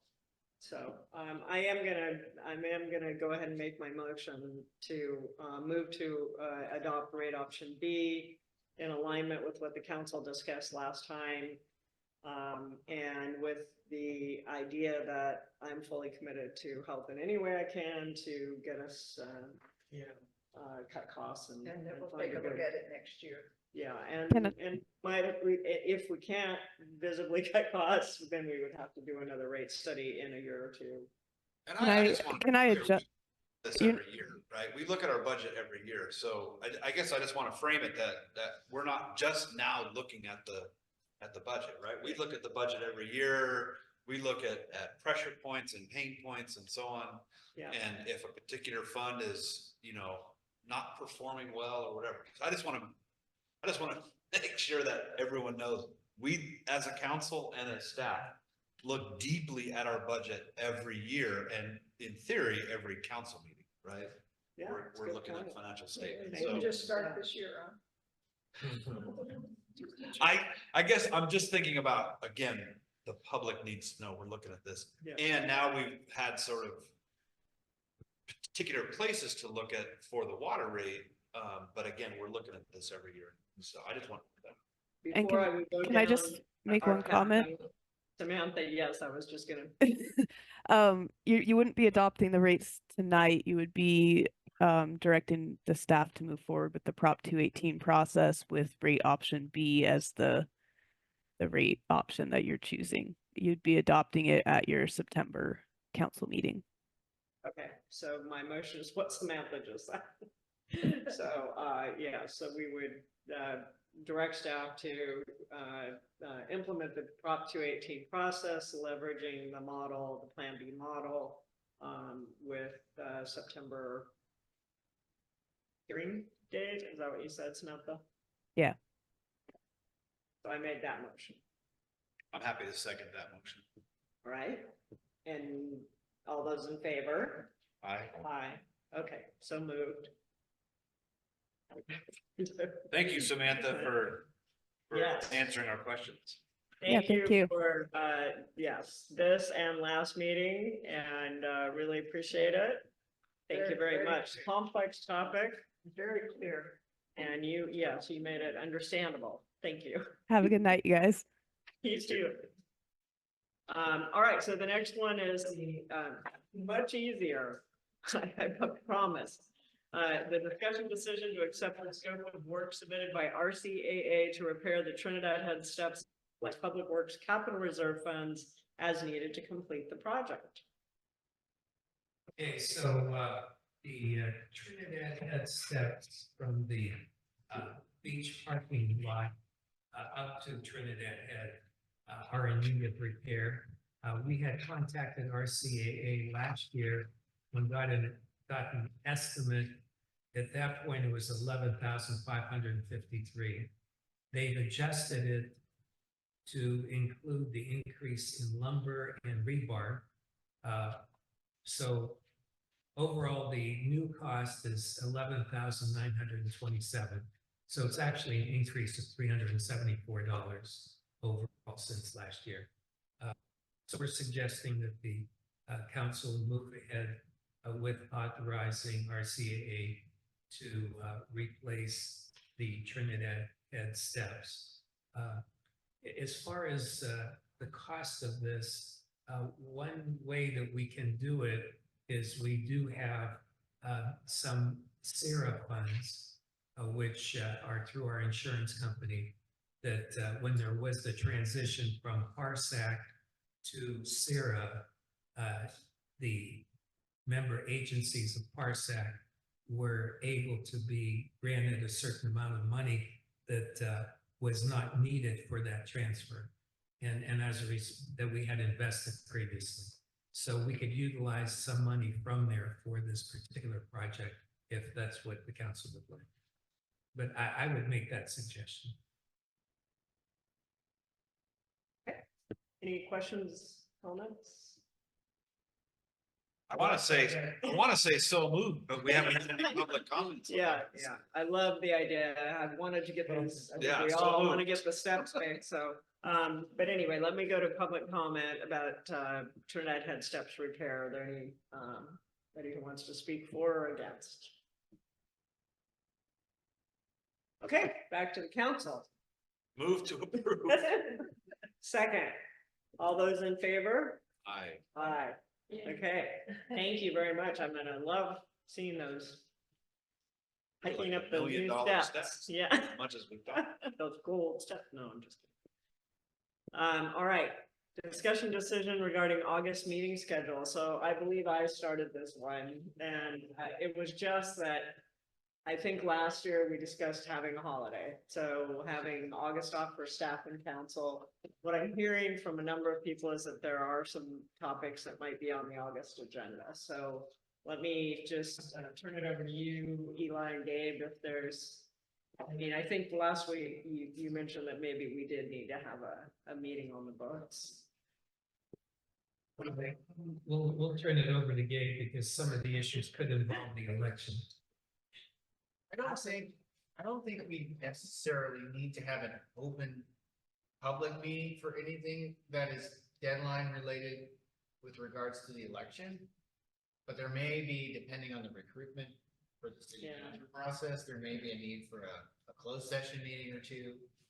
So that would be something to have on your radar, but I'm talking about August 13th, just August to make, 13th, yeah. And I'm here. so- Could it be any day other than Jeff said he 13th? should be here. Yeah, So, oh, sorry. I just have a conflict on that day, but could I do any other day that month? Well, generally speaking, we either have it the 2nd or the 4th, so it could be the 27th of August if it's not the 13th. And otherwise, I mean, generally speaking, you need a quorum. Yeah. So not everyone has to be present. Yeah, I mean, there's some topics, the 13th works, I know it works for Jack West, it works for me, I don't know if maybe it doesn't work for you, okay.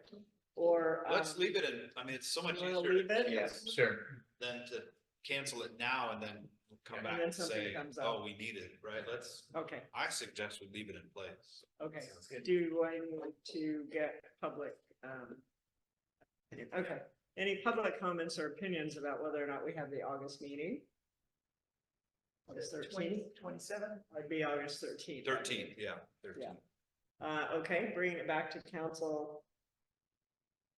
Do we need to move on, have a motion on this, or do we just say? We're Yeah, not changing. no, we're not changing anything, so I think we're all agree. okay, so we'll leave it August 13th and we'll see how it goes. Okay. All right, moving right along. We are on item number 7, notice of election, arguments for or against the sales tax extension and city council candidate nominations.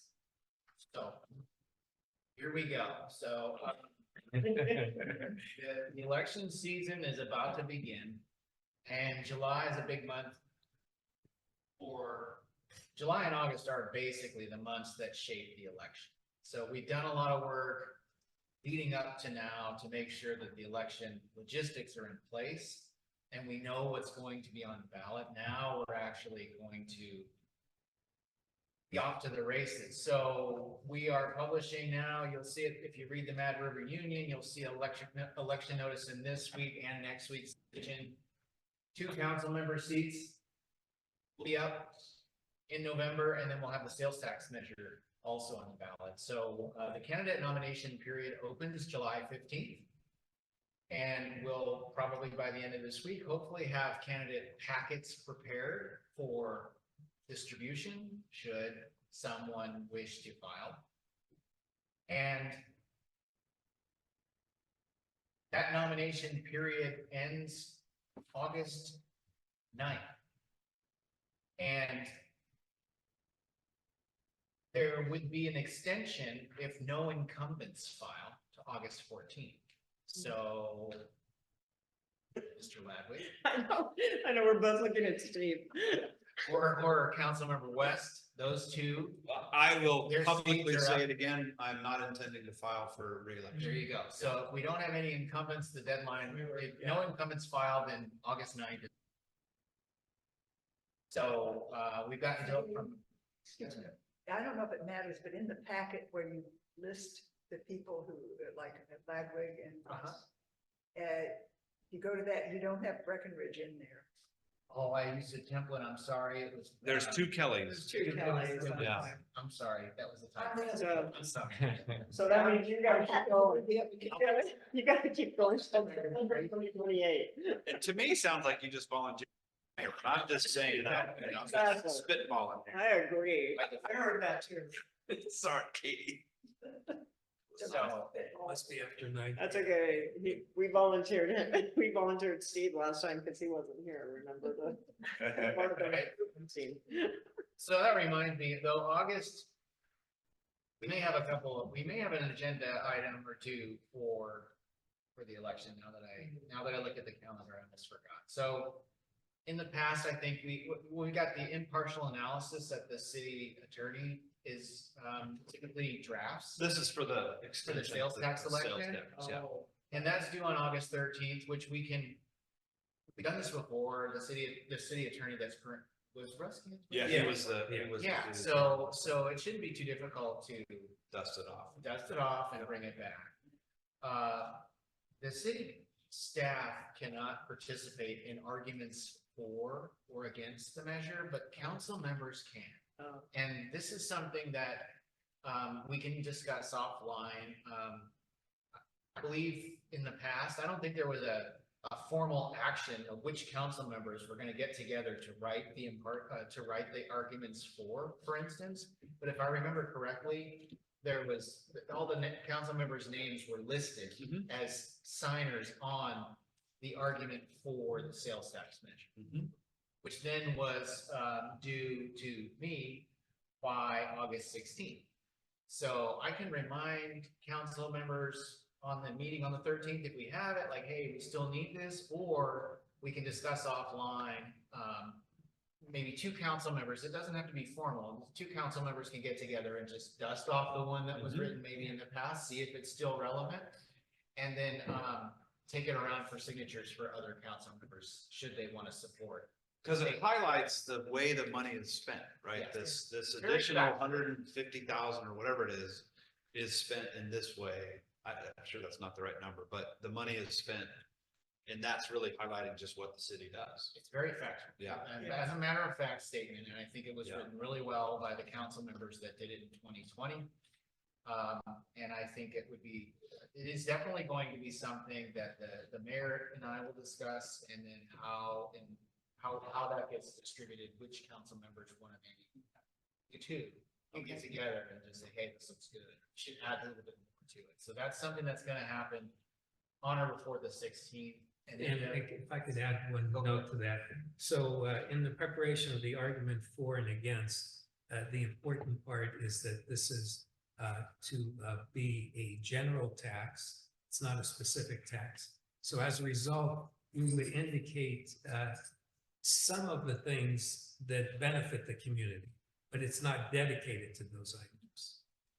Do we have to write against as well? No, we only write the for one.